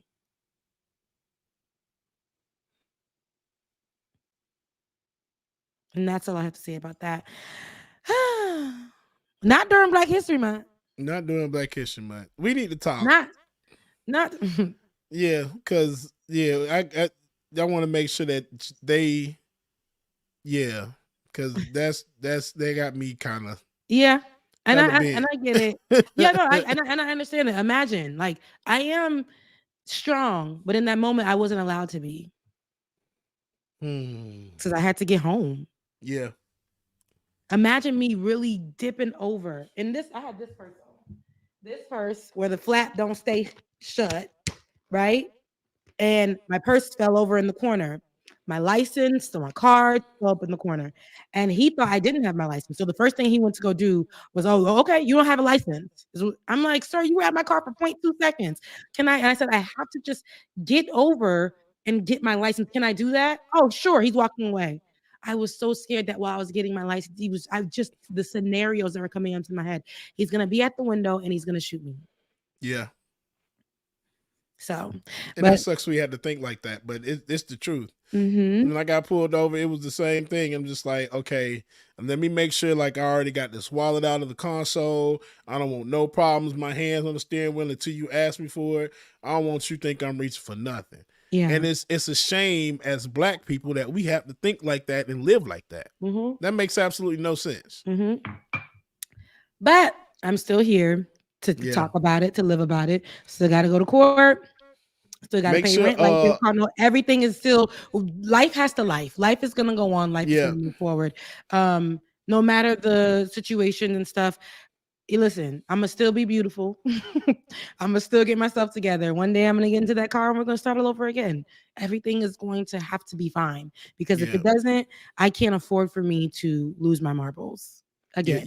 You did get that his name, didn't you? Badge number. Uh-huh. Did you get any of that? I Make got sure all you of it. report his ass. Yeah. And Yeah. it's crazy because the tow place, and here we're talking about capitalizing, right? Off of black pain. The cops will do it. The tow truck place is right here. The man acted like he called him a tow truck from like the whole area away. It's right here. When he pulled up, he's like, "Whoo, 13th car today." Like, and I think 3 of them were crashes. But he's like, "Yeah, we're just picking up cars. It's like our third. It is earlier today, man. I was sweating. Weren't you sweating?" They're having like this casual conversation. And I'm just like, God, please let me get home safe. God, please let me get home safe. God, please let me get home safe. And they're talking about how they just been picking up cars all day. So basically, he was trying to meet quota, and then tow truck driver he ended with the tow truck driver, but the tow truck driver get there and wasn't expecting to see a black female being nice, so he felt bad. He when the next day he said, I just never seen. He's like, she asked me about my day. I did. Like, I was like, how's your day going? Like, how much, like, how, I'm sick of when I got Georgia, there to go pick up man. my car, I was just saying, like, like, how many cars do you pick up a day? And what's the fee? And, do you sometimes does it make you tired? I'm like, I can't afford y'all to break.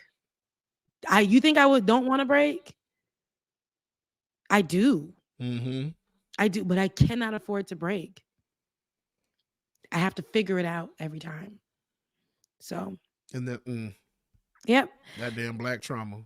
Black trauma that we have to make triumph because Yep. we don't get that opportunity. And I remember during 2020, that's why you saw us taking as much leisure as we wanted to when we needed to, because Yeah. we never seen an opportunity where, hey, I can work from home. Mm-hmm. They're giving everyone mental health days.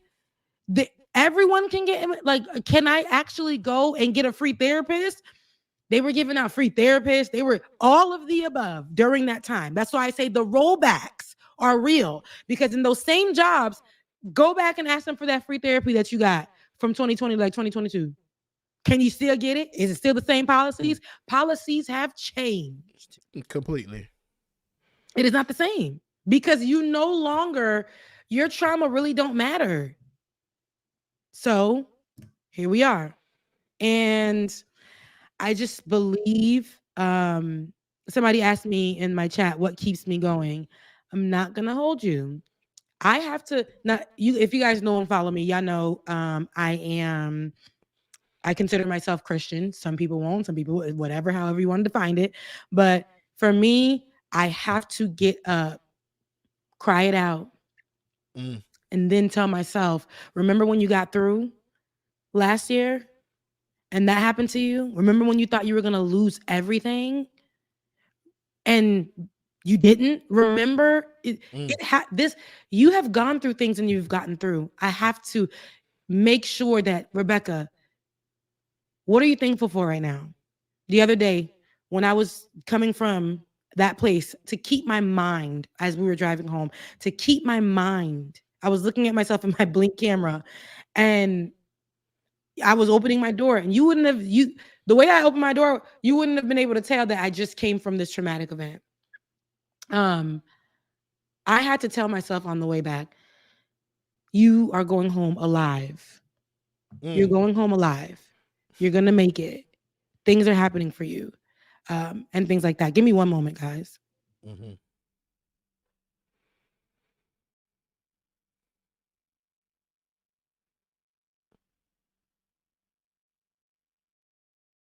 Yeah, that whole situation is just crazy, and I hate that happened. But you see, like Rebecca said, man, this is what we have to go through on a daily basis. I don't know if y'all go through it, but I know that we do. Being scared when we see a police officer, not being scared, but just being in fear of they might pull me over because I'm a black man driving. Because y'all think that I'm not supposed to be in the wrong or right neighborhood, which really sucks. It really does. All right, so while we're waiting for them, we'll take a quick break. Let Rebecca handle her business, and we'll be right back with more here on Like It or Not. David, you ready?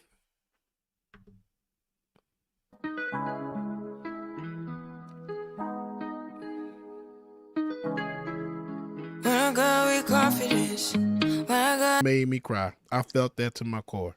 Yeah, that was a real one. That's the quote. That's it. I didn't want to make anybody sad this morning. I just wanted to share my story, and I didn't want, but that's our truths, and I know you guys see this, and you would want me to have a break in a moment, like when I say like, and I need it, and I know, and I love that you guys feel for me, but in this time, I really can't afford it, because if I do, the call I just had was from my apartment complex. So that's why I had to go. So you see what I'm saying? Like, I can't afford to stop. I can't afford to do any of that. Right. It's just my life at the moment. So, but what I will say is we won't be here and we won't be somber. We're not going to do that. We're going to have to step it up a notch. I love you guys. I mean it. If you love the show, please, patreon.com/like it or not. Please support so that we can continue to do the work that we're doing here. Share our personal stories. Get real with you guys. Because, look, we're at the breakfast table. We're having a good old time. Everything is going to be, it's going to be a lot of things that we talk about. But we never are going to leave you guys sad and somber. I thank you guys for supporting me. And all of the things, that include that. If you want to go ahead and tip your host, this is the best time to do it. Okay? Make sure you tip your host, BPD 2018 right on now. Cash App. You got Becca's Voice on Cash App, and we have DJ X3C on Venmo. All right, I made sure I got that on Venmo. I appreciate it. Look, and yes, it's the Black host. Okay, during Black History Month, Black History Month, you doing something. You're doing a little something when you go ahead and you tip your host. Okay, now with all that being said, I want to give the floor to Ben. I know you had some historical things to drop, and I don't want to miss it before, because I get to talking and I get to talking. And ain't nobody gonna be able to say nothing. So at all times, no comment. Listen, I didn't get a chance to finish that story with you, Rebecca, but I'm sorry that's happening to you. And it really speaks. David, while I say that, I dropped a link of Dr. Mac's calendar, if you can go and pull that up. But it really speaks to how the system is able to just throw us off. We could be doing everything right, operating in the system the way they tell us to operate, and then here comes along one of their little officers who wants to get you and hit you up with $1,000 worth of tickets. Sorry that happened to you. The process. I haven't even gotten to the tickets yet. The tickets is on in a month. I have to go and handle that. That was the process of getting my car back. Yes. That was the process of going to figure out the insurance, my license being taken away, having to go and wait through the weekend, not being able to drive myself. All of the above. Do you understand? They make it that process for you. Yes. And that's what I like. The system really works against us. I didn't want to go back to this, but it works against us. And so, and Dr. Carl Mac's calendar highlights a lot of women who are historical and huge. Yes. And then all of their stories have so much pain behind them just for them to get where they had to get as well. Yeah. And I'm sorry, I didn't want to bring you back to that point, but I just wanted to acknowledge that I was absorbing that story when everything glitched out on me. But I do want to give Dr. Mac, we can shift gears here. Dr. Mac has been working on several calendars. This is the one that has just been released. If you look at the design, Black Heritage Days 5, I believe. I can't see it too clearly, but on the screen, but it's for Black women. 366 days of history around Black women and their contributions to society. This is really important right now when you have all these people trying to say that women, Black women specifically, are diversity and inclusion picks. No, if you go through the history of Black women, as Dr. Mac has outlined it here, all of these instances, you're going to see not minor contributions to American and world history, but major contributions to American and world history. So I just want to give congratulations to Dr. Mack for all of his hard work and this new calendar coming out. And I'm looking forward to getting. My father-in-law asked me about it. My mother-in-law asked me about it. Everybody asking about it. But here it is. It's out. Yeah. Shout out to Dr. Mack. Shout out to Dr. Mack. I was telling people he is the Black voice of Google, you know, and so I mean he's big in his own right. And again, another rollback. See, they get Black folks and they roll them back. It just doesn't make no sense. You wanted his voice, but did you? So yeah, all of that. But he has calendars. I have this calendar here. I got that one. He blessed us with as well. So if you haven't and you want to get up on Black history, because and I don't think they do. Kids don't really do how they used to do with Black history. I'm gonna say, because back in the day, you used to have to dress your kid up, or like they would send an assignment and that would cover Black history. These kids are saying things like recent people, and I'm not saying that these people haven't made history, but I don't want to write out people who have done the work. Like back then, even though they gave us 3 people, look at Carl. It was never Malcolm X. Look at I ain't see Carl with the washboard ass, but they gave us 3 people, and it wasn't Malcolm X. It was Rosa Parks, Martin Luther King, and maybe Frederick Douglass. But it was nobody else. So when we had the moment when they would say, come and talk about your favorite Black history person, we would actually have to go do the research. So some people were coming with the guy that made the peanuts, the street lights, the cell phone, pads, because Black people are responsible. In a system that's targeted at exploiting us at every level. Listen, before we get back to the other, because obviously we're not done with your conversation yet, Rebecca, but I do want to say one last thing. I am so excited about this calendar, but the next calendar, Dr. Mack, please, I know you're tired of me asking about the STEM calendar, but Dr. Mack is also simultaneously working on a 366-day calendar of Black science contributions. Nice. Because Black. Listen, the stuff that he has gone over with me that he has so far as it pertains to science, first of all, I had no idea, and I study all the time. I had no idea how significantly Black people have advanced the world of science and engineering, mathematics, and technology significantly, hands down. We need to get that next calendar out, Dr. Mack. No pressure. We're going to push this one. Black women, all that. And I know a lot of it is in the Black women calendar because of Black women scientists and engineers and mathematicians, et cetera, et cetera. But I just want to thank Dr. Mack for putting this history out here when we got a whole bunch of JCCs trying to tell us that we're diversity and inclusion picks. No, realistically, we built this country. We gave you a foundation in math and science. We have done so many things for this country. And I thank Dr. Mack for outlining it in so many calendars. So there you go. Because shout out Dr. Mack. I just love being Black. Now, see, I told you, I just had this whole thing about how broken I could be, but I can't afford to be. But Blackness, when you think about it, is beautiful. The history of our people is just resiliency. Do we want to be resilient? We didn't ask to be resilient. We have to be resilient. And so we're going to be resilient. Sometimes, I'm telling you, that time through 2020, 2022, that was a mystical, magical era where we were able to be like, I'm just going through a lot. And white people were like, oh, tell me about it. And I was like, let me send you something. You really want it? Yeah, it was Shut that. up. We're gonna support Black content. And then it was like, I'm like, I feel stressed out at work. They were like, we have programs for you. Let's go ahead and take some time off. And did it again, 2023. They was like, now we're not going to pay you for that time that you decided to take off for your mental health, because that was not, we hired you for business needs. And because you had a mental health issue and no longer had the time to fund it, we can no longer assist you in that way.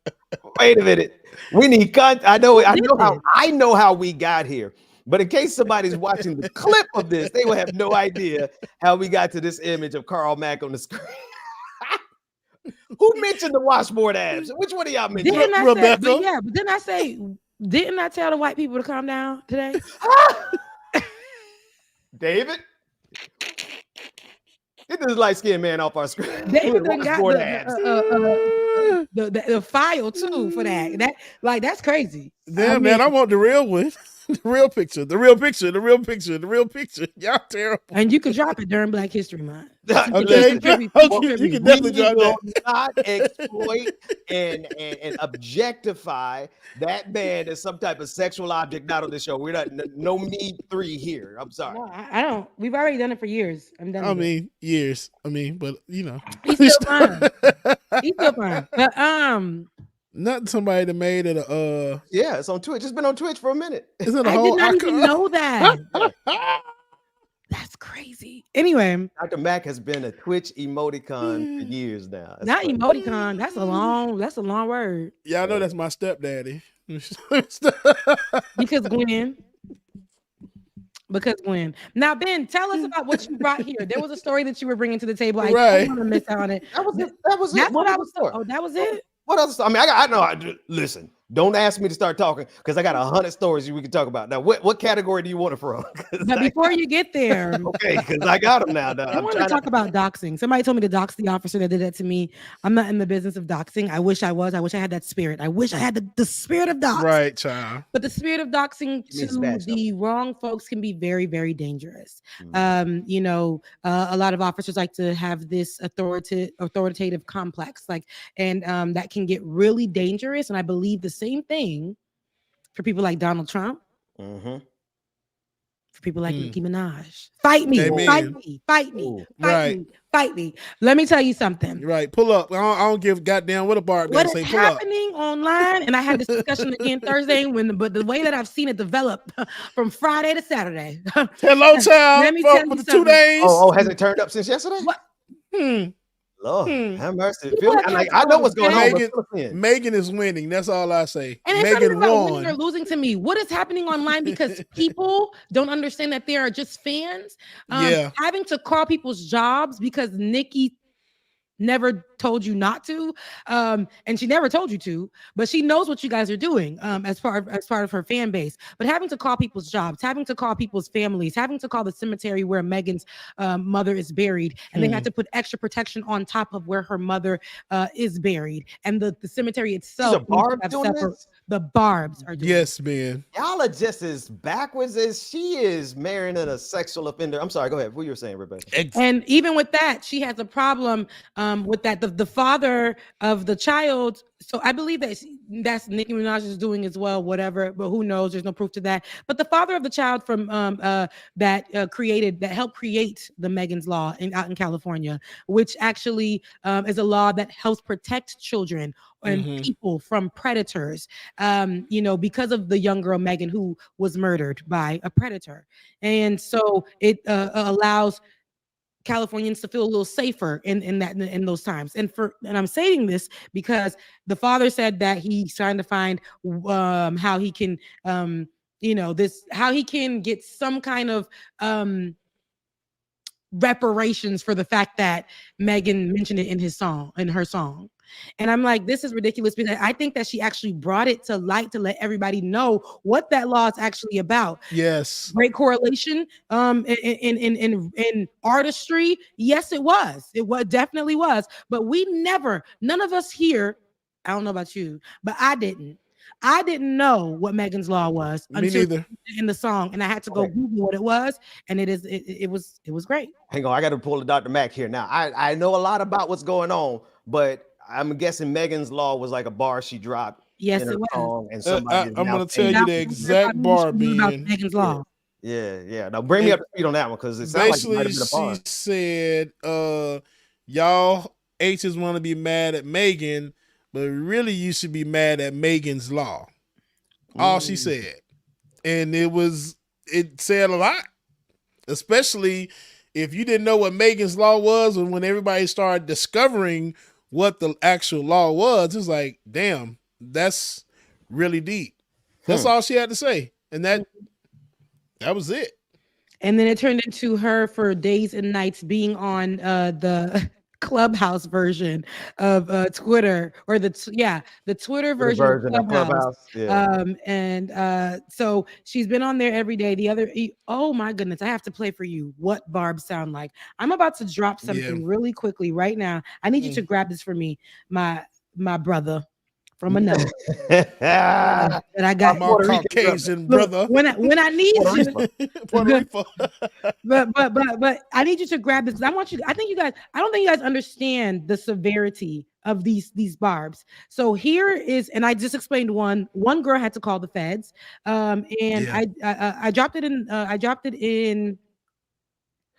in our text messages, David.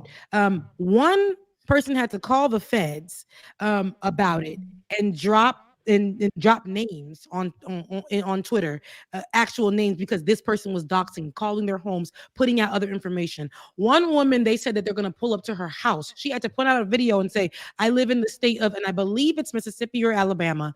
And I hate that I tie the two together because it gives me that I'm a little bit prejudiced. And so I'm from both of those states, by the way, but I'll let it fly for right now. And I apologize about that. But she said she's from a state where they're supposed to shoot to kill, so do not come into her yard. And this is where the conversation has gone, all because of a bar.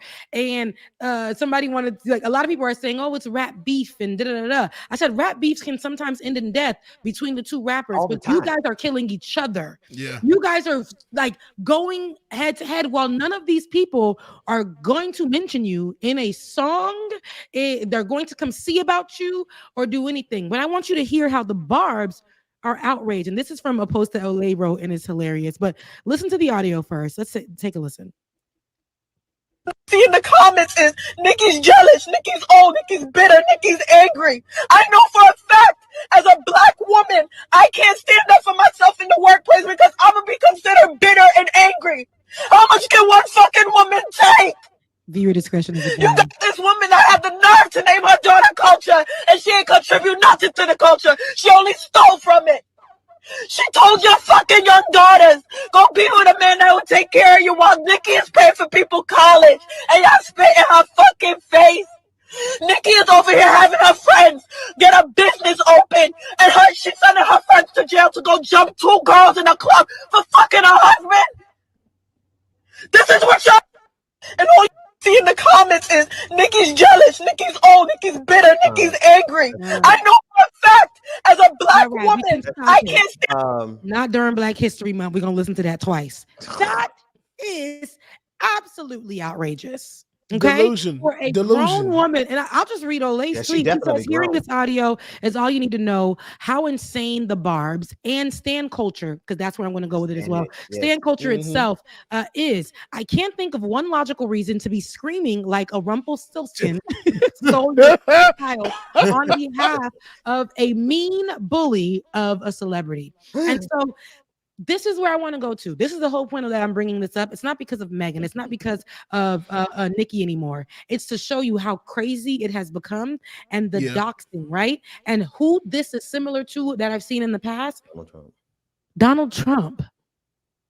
He never denounces anything, and his troops go up to the mountaintops at the Capitol, and they start they're literally domestic terrorists. That's right.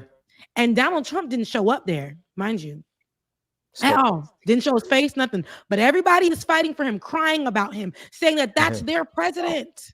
They're putting out people's information. Poll workers' information was put out. Yep. They were threatened. Poll workers on behalf of Donald Trump.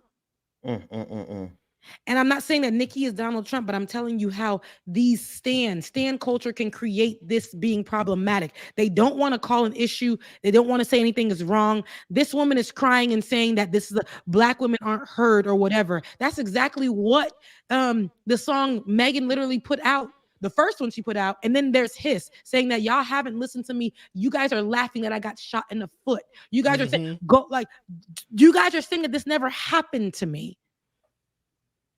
I don't understand the very, maybe I do understand it, and I don't want to believe it's this silly. Where's the source of this?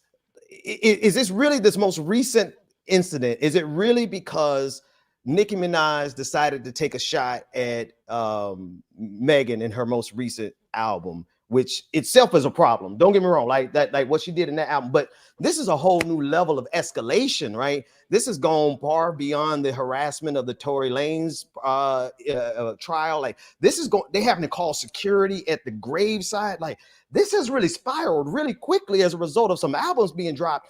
And I know it's got to be tied to promotion. Like some of this is, I don't think it's calculated on Megan's part. I think she's just responding, but this was a hell of a way to promote. And we've seen this happen so many times when people drop new albums and it's getting out of control. I see where you're going with this, Ben. Since Nicki's album did come out on the 8th, and then Megan put, she just dropping bars. She's basically just getting some stuff off her chest because everybody, all these suckers behind these microphones doing podcasts and everything.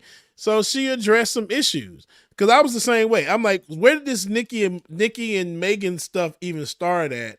Come to find out, it's all because I guess Megan did a song with Cardi, WAP, which was years ago. Yeah.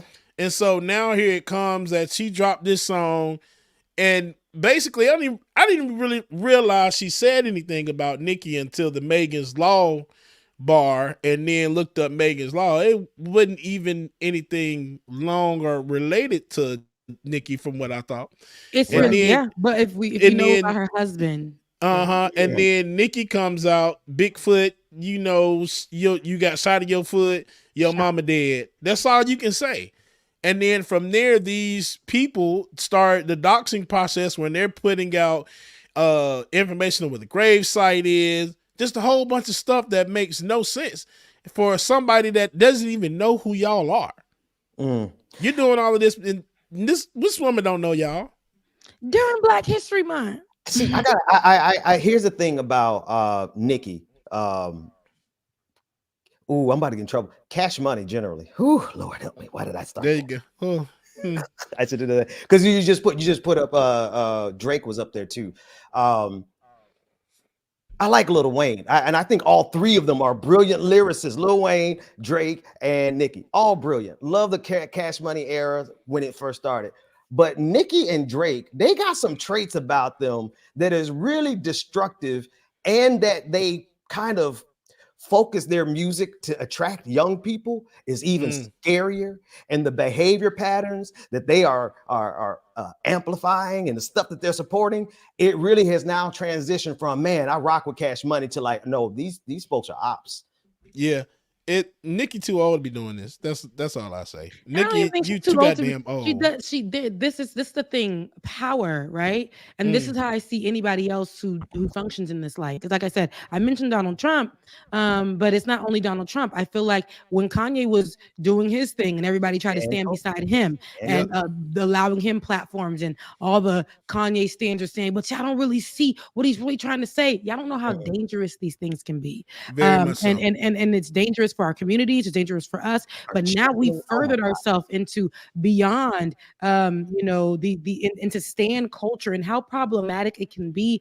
Because if you guys are doing all of this stuff from your jobs, computers and phones, and you're not feeding your kids and you're not washing up, but you guys are really plugging in to do all of this, it says a lot to me. But what they can do for this one person who doesn't care about them. But imagine if that energy is exerted right into the community, about fighting for community issues, about fighting for the rights of people, about helping people understand why their vote matters. And if they don't understand to vote on a bigger scale, how can they vote, in a local scale? Who's supporting their community? Who can they partner with? We're talking about education. We're talking about a medical. We're talking about like housing. We're talking about all of these things. But here you are crying because two women are going bar for bar. Look, the way she cried in that video, in that audio is, and you mentioned Donald Trump. I want to play, David, if you pulled up that clip I just dropped you, I want you to see this video of this woman who went to Texas this past week to join the revolution that's happened down there, this trucker convoy, all that kind of stuff. She got there to support Donald Trump, and she got a reality check of her lifetime.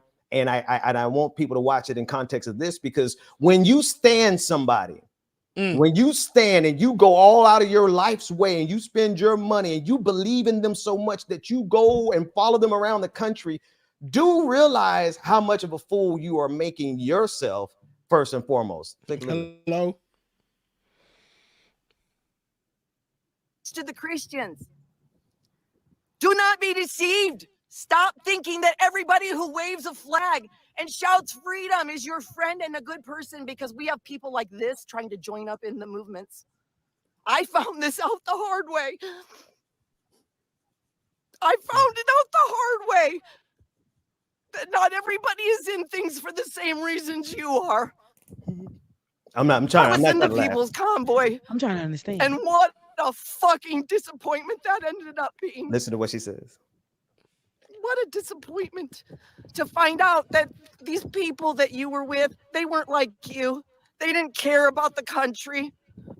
They were a bunch of grifting motherfucking live streamers that wanted to make money off of the people in America who were hardworking and sending their money, little old ladies, old men, people who had to wait for their paychecks so they could give a little bit of money to help people drive around and shout freedom and fight for freedom. And to find out that it was really for nothing, to find out that the people involved, a lot of the people involved that are involved in this convoy right here were really bad people. They were bad people who did not care about the causes that they joined. They used them for their own profit. Now, How here's the thing. sad is that? She's a Trump supporter who drove over to Texas to help support the big cause. They are all standing Donald Trump in this moment. They're standing this conservative movement. She got over there and found out the hard way that not nary one of the people over there she went over there to support and that she's a fan of and that she's been standing. She got in her vehicle and drove over there. She found out the hard way that they don't really stand for what they stand for. She got a rude awakening in real time that stand culture, standing for Donald Trump, ends with. But here's the last thing. I blame the stream. I blame these people who take advantage of stan culture. I do blame them. But as a grown person, you got to understand, you should have known this before you got in your car, spent your money, went across the country to support these people, only to find out that you put your life on the line for people who don't even care for you. That's why I don't like when I see also, and it doesn't stop to me. I don't care who you are. And like I said, I love the Lord. I'm a Christian. I like the culture of Black church. I love it all. I go to church on Sundays, Wednesdays if I can. And so I say all this to say, even your pastor can be just like that too. Come on. Pastor can do the same thing, and people will ride and die for them. They can do no wrong. The pastor is doing all kinds of things and benefits off of, and this is not every pastor, but benefits off the fact that these people are hungry for something and they're feeling led by not the spirit, by their pastor to do all these things. That's right. And meanwhile, their pastors are sleeping good at night and all these other stuff while they're struggling. That's right. They're struggling. Right. That's right. And so it could be your pastor, it could be your favorite rapper, and it could be your former president. Okay. Hello? It's idolatry. And the Tiger in the chat room, our producer, he said it's idols. This is why you don't make idols of anything. You put an idol above you, you're going to follow them. You're going to make excuses for them. Thank you for bringing up the church example, Rebecca, because how many pastors have people surrounding them right now, still protecting them from all the little girls they touched in the church, all the boys they touched in the church, all the grown women they assaulted in the church. But as long as you got people around you who will stand you and cover you, like this white woman used to do for Donald Trump, like that lady who voicemail we heard she was doing for the Barbs, and now these people doing for these pastors. So much destruction happens. Like people get hurt, people's lives are destroyed, their money is lost. Like you really harm people when you stand them and you you have idolatry in them. I can't even say it right. You get what I'm saying? Like, it's idolizing them. idolizing them is an act of violence. Point during Black History Month, man. I get a It doesn't happen often. Y'all got it for me. Appreciate it. I was struggling because it be me. I'm like, I was struggling with that word. Just the other day, I was asking Leftist Mafia. I'm like, now is it pronounced? And for me, my first language was in English, so I get a little bit of a. But Ben has corrected me many a time. So yeah, Ben, idolize. Listen, I was too deep into my thought to actually engage in grammatical exercises in real time. Thank you. It was really simple. It was idolized. I don't know what I was trying to put together. I needed to just throw that out there. I knew how to, find. You got one. It's been 10 years. You got me. Right.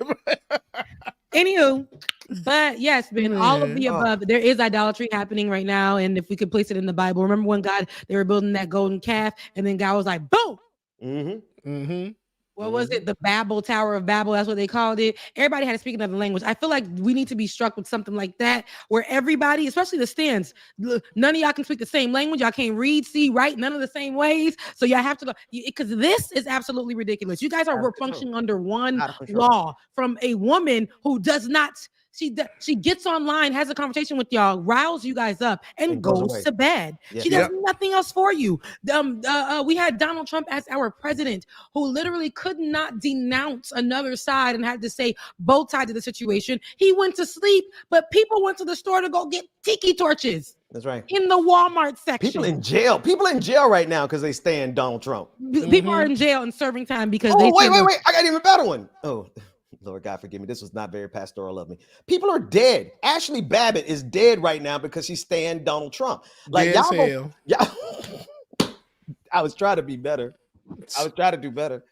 See, after around and found out. I mean, dead as hell. Let me stop. Sorry. Y'all better stop idolizing these people. Like for real. I know, David, that couldn't have been a more perfect time image to put up on the screen. Right. Like literally the golden calf image of Donald Trump as they took pictures with it. These people are bowing down and they don't understand what worship is, right? If they went to church, they could probably understand worship a little bit better. The way that black woman was crying, that grown black woman was crying over Nicki Minaj, she worships her. That's a form of worship. That's a worship. It really is. Yeah, it's a form of worship. And this is where I say it gets super problematic and dangerous, because now we're in a place where they'll see who said it. They'll go on under Nicki Minaj, before this whole song came out, and people didn't really hear about this, but the Shade Room posted it. Before the song even came out, there was nothing to do with Hiss or whatever the case may be. It was a simple Nicki Minaj fan, a Barb, who said, I don't know if Nicki knows who the F she is. It was literally a compliment to Nicki. And Nicki went under that girl's page and cussed her out. And said, you're a 19-year-old sleeping with a married man or something in that arena. And then started saying other things about her. I found out and I found out more. Nicki was basically doxing this young little girl. Yeah. Social media. This is a good season to expose this. Number one, I hope that little girl is okay. Number one. Number two, like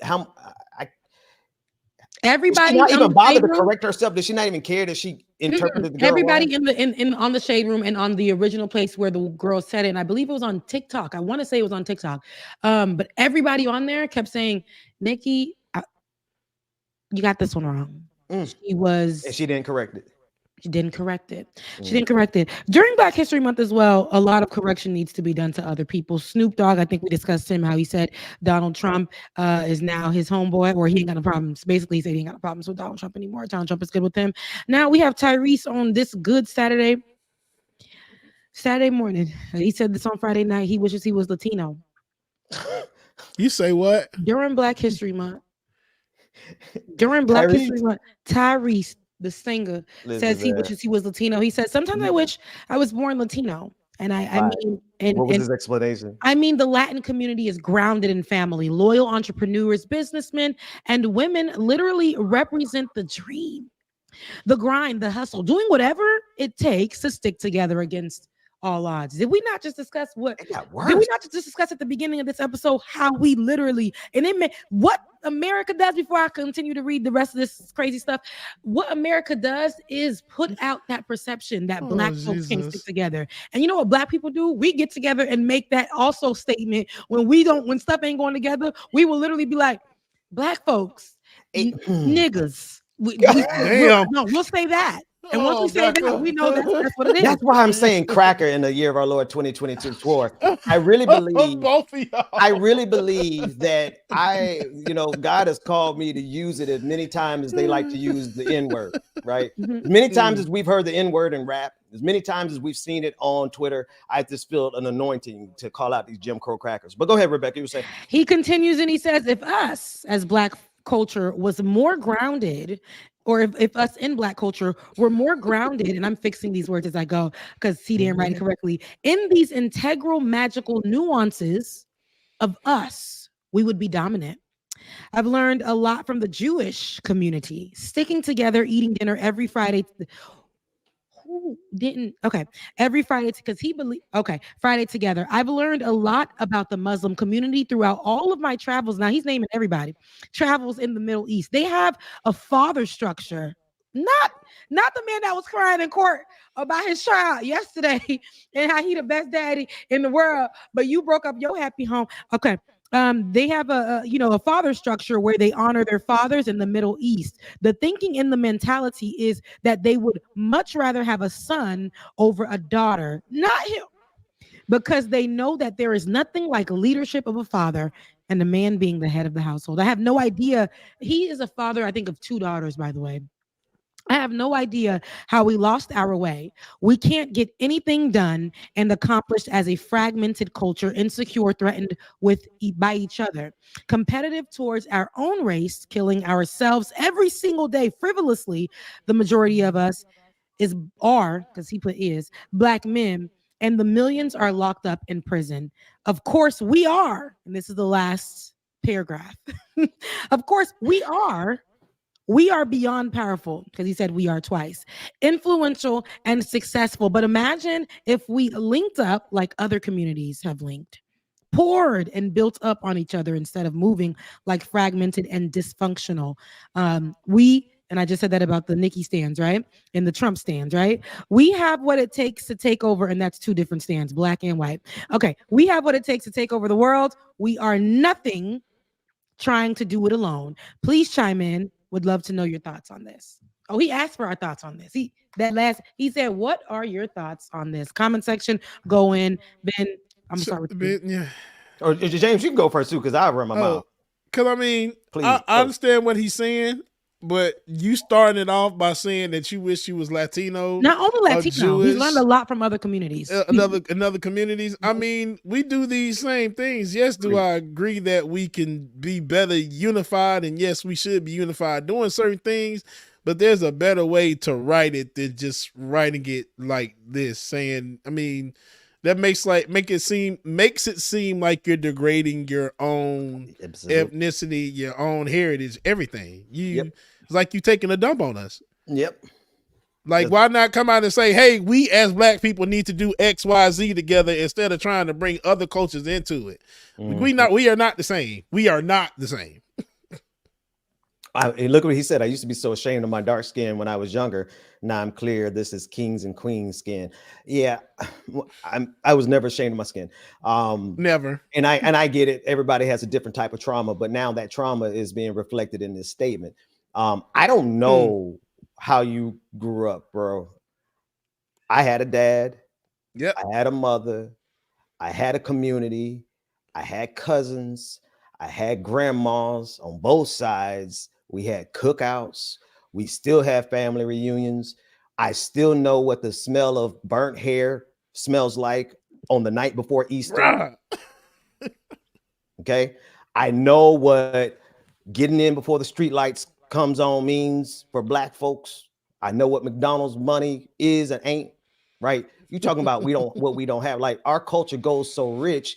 I could just mention those things and everybody's black brain starts connecting all those thoughts. That's number one. Amen. Don't apply your distorted childhood to the entirety of black people. That's all I'm gonna say. Because not everybody is as destructive towards Black people as he apparently has experienced. I don't know. The last thing I'm gonna say is this. Rebecca, I said this last week about Frito. What was Frito last name? Fredo Bangs. Frito Bang, yeah. Frito Bangs, and we ATL. It was ATL Jacob the week ATL before. Jacob. That was the week before. When Negroes have not done any real thinking, and they get a brand new thought that seems, oh wow, this is deep. They run their mouths instead of pausing and say, well, nigga, I ain't never thought before, so maybe I should think twice about something before I say it. Tyrese, I know you're new to this thinking game, but I need Black folks, before you get behind a podcasting mic, to think one layer deeper of how my words enhance and support the very white supremacy that has divided and conquered the Black community. How you gonna blame us for the systemic measures they put in place to destroy everything about the Black community? And despite the destruction that they gave us, Rebecca, we are still resilient, as is the theme of today's episode.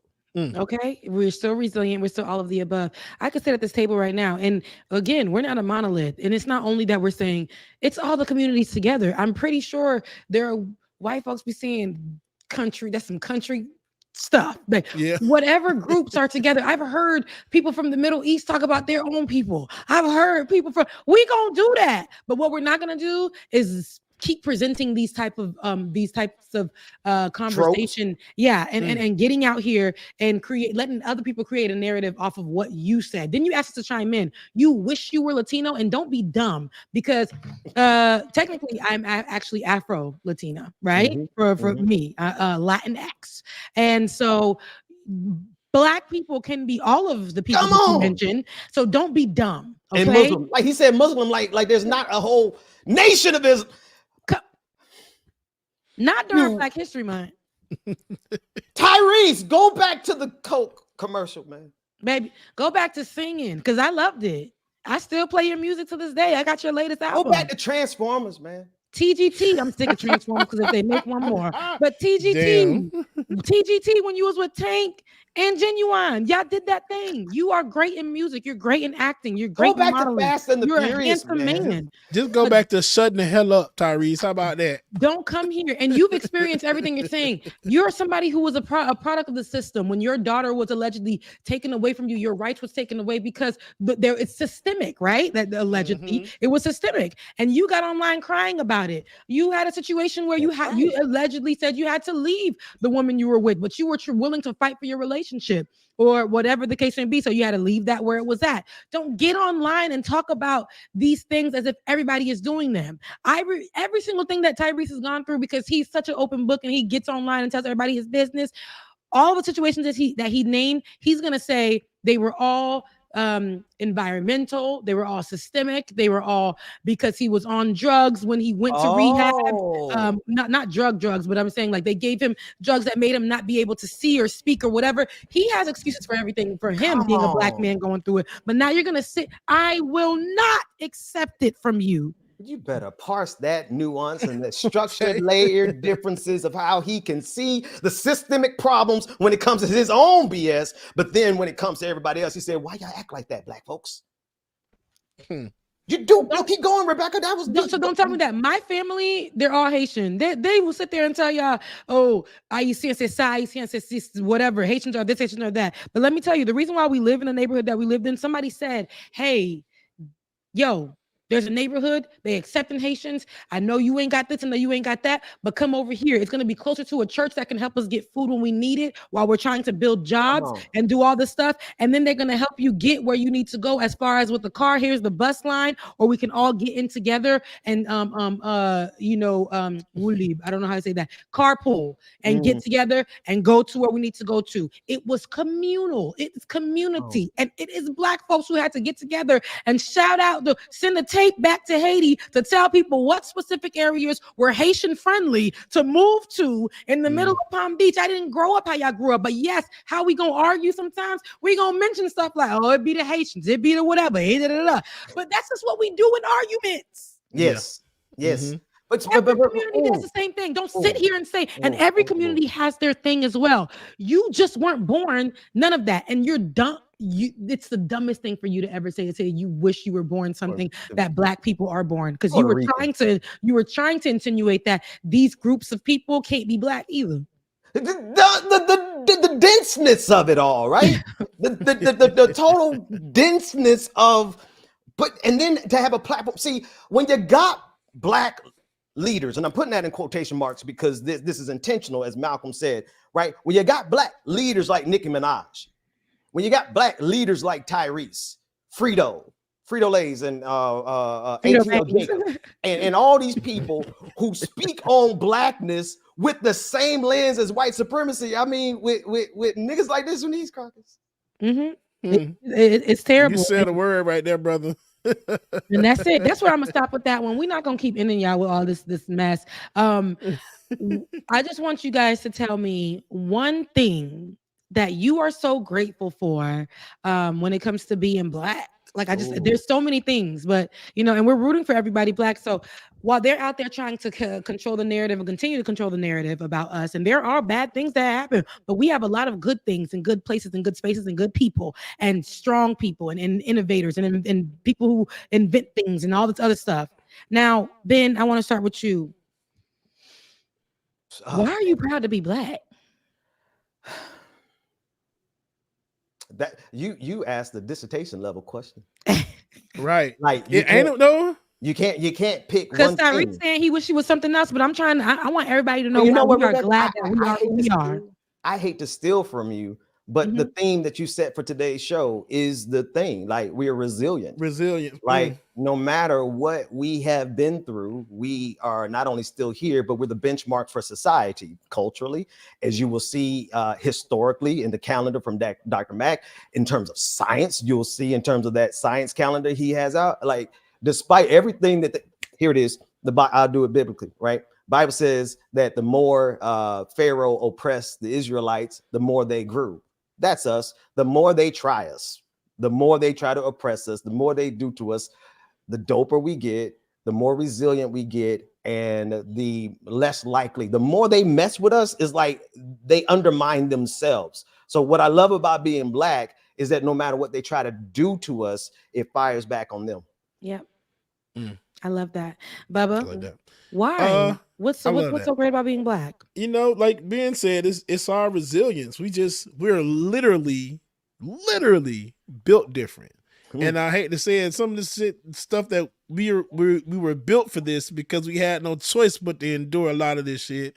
So we're built for it. Like, yeah, it gets hard, but most times we pull ourselves up by the bootstraps and keep on moving and keep going because that's all we know. That's how we were taught. And I don't think I would want to be any other race because I'm just like, I don't know how it would be, bro. I don't think it'd be as dope as this. And it's so funny to sit around a table when you with other Black people, like Ben was talking about the burnt hair, how to smell Easter morning, how we have so many of the similarities when it comes to life experiences. We all have the same damn experience, and that I think that's amazing. I ain't gonna say it like that. White people, Latino people, there's a lot of people. What do y'all have? Y'all have y'all thing, but we got our thing, man. Like, we do too. That's right. I relate to Ben. I can relate to Rebecca. We all been through the same thing, and it's just like that with every Black person that I know. Oh, Rebecca, before you go, can I just borrow something from James? What I love about being Black is I personally, Benjamin Dixon, can literally go to any city, and it does not matter if there is a Black community that has any connection to Blackness, Black grandparents, Black culture, Black family union, Black music, Black church, it doesn't matter. I have found a home. I have found somebody I know. I have found somebody that I can trust. I can find somebody that if I need a place to crash, it is a family, it is a brotherhood, a sisterhood, it's an otherhood that transcends this entire country, and I think this planet. But we are family connected as deeply as James just told us. Yeah. Yep. And for me, I'm so excited to be Black because we're not a monolith and we are the blueprint.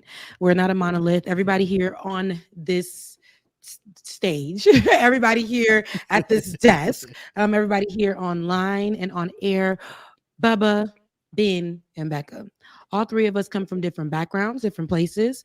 Historically, I have all of us have family who's immigrants. I just know where mine came from. Yeah. As far as when it comes to Haiti, but the boat stopped before that. We don't know where they came from before that. So we all have that connection, but we speak all types of different languages. We cook all types of different foods that be seasoned. We wear different types of clothing. We all have different types of accents. This is not something that is just reserved for white people. And what's funny about it is that when we dress up and do all these things, it's so different. It's so beautiful. But we have the style that everybody is trying to copy. Yeah, everyone. So much so historically, we knew that music, right? Songs, Black folks couldn't put themselves on the cover of records. Right. I was just talking about this with my best friend because all the white folks love the music. So when they had to drop it, they could not put that it was them, even though vocally, the tone of a Black person. I don't care how white they say they talk or whatever. We have a special tone to our voices. Our hair, when it touches water, it curls up.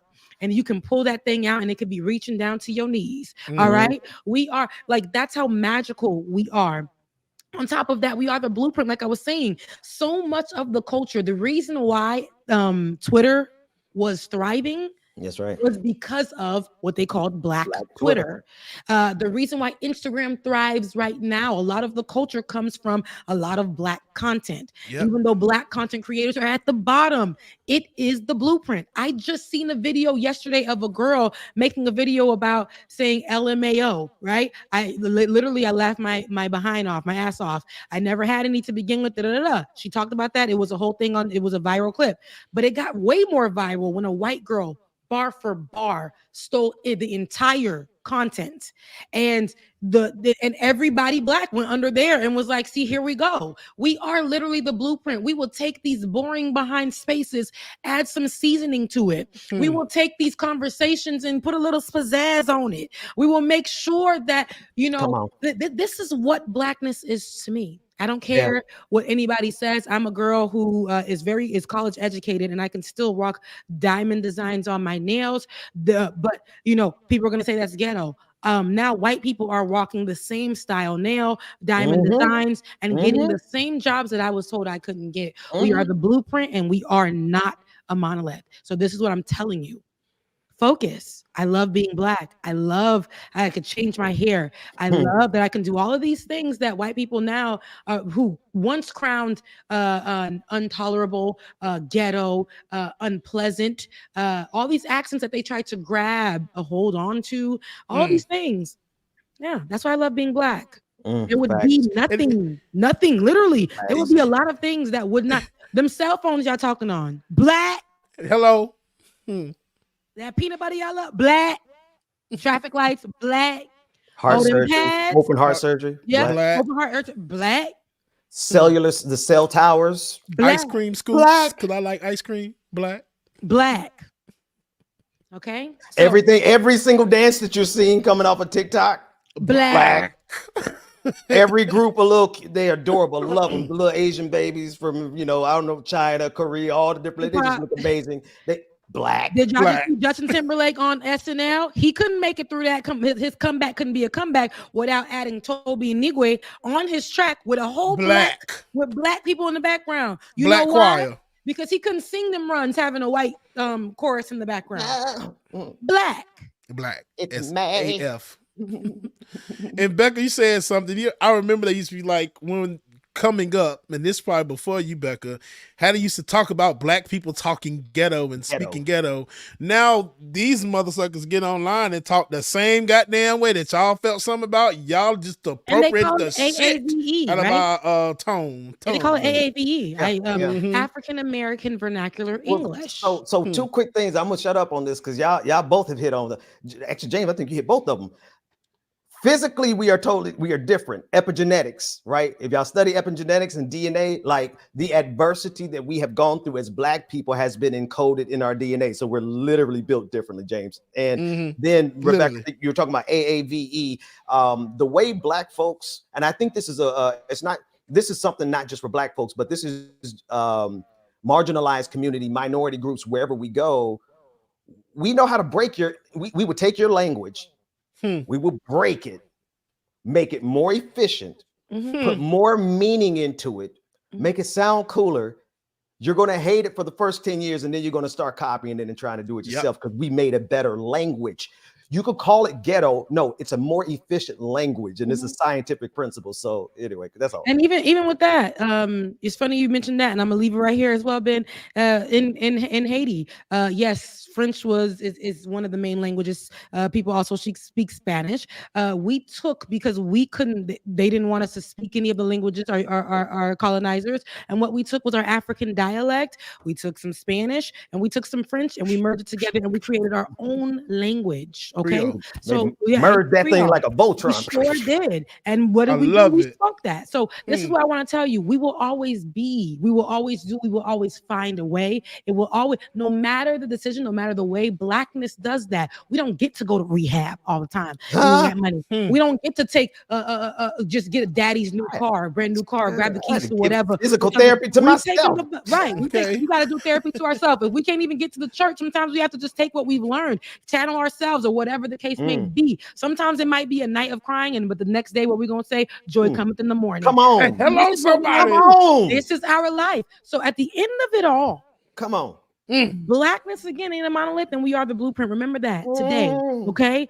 And not during Black History Month. That's when somebody's trying to try it, you're gonna look them in the eyes and be like, not during Black History Month. And you're gonna move on. Not during this year, not ever. I love you guys so much. Listen, if you are here to the end of the show, that means that you're rocking with us. Right, man. You loving it. You loving it. You like what you're seeing. Please help support this show, because I don't even know how I'm gonna be able to pay for the program this month. Okay. Listen, patreon.com/like it or not. Patreon.com/like it or not. I ain't gonna play. I'm gonna interrupt. Special request time, folks. Listen, we're gonna combat the weapons of the enemy. Put up her Cash App. I know we ain't got a whole bunch of people, but folks are gonna be watching now. They're gonna be watching later. Put up her Cash App. Rebecca Zor Cash App. Let's do it. Becca's Voice. That's all it is. My Cash App is Becca's Voice. BECCASVOICE. And I thank you guys. I want y'all to send all that little extra money that you were gonna spend. If you were gonna go to McDonald's this weekend, send that to Rebecca. If y'all were gonna get some Starbucks, send that $10 to Becca. If you were gonna, if you're gonna smoke some weed, get a nickel bag instead of a zip. Send that money. No, I appreciate it, y'all. Becca's Voice on Cash App. Becca's Voice on Cash App. We don't let that cop bring you down, sis. Oh no, I'm definitely not. I'm gonna have to go live my life. I'm gonna have to do what I need to do. And like I said, baby, we're gonna get through this, and I promise you're gonna see me in my same space. This place, it'll eventually get paid. The lights will be on. Everything is gonna work out. I promise you. And so I love y'all, and I thank you, Ben. I thank you, Bubba. Yes. We're gonna head out of here, and remember, not during Black History Month. Not during Black History next Month. Weekend. Love you, beat it. Becca, you preached today. You preached today, right? Becca. Then she said a word. James, hey, shout out Tiger. Let's go raid his channel. It's on y'all. Yeah, man. Shout out to Tiger, man. Make sure if you're on Twitch, head on over to Twitch, man. Go raid Tiger's channel, man. Hey, shout out to everybody again. Thank you so much for tuning in to another episode of Beer Bonnet Chronicles this morning. And now, like it or not, man, like Becca said, patreon.com/like it or not. Patreon.com/like it or not, man. I love y'all so much. We had a great one this morning, and I hope you tuned in. Now, thank you so much for tuning in. Let's see. Haven't done an affirmation in a while, so we're going to give you an affirmation today. Your affirmation for the week is, I no longer let people's opinion of me affect me. I no longer let people's opinion of me affect me. Because why? It's Black History Month, and we standing on business all year, all month, whatever you want to do, man. Love y'all, mean it. We will see y'all next week. Deuces. Love y'all, mean it.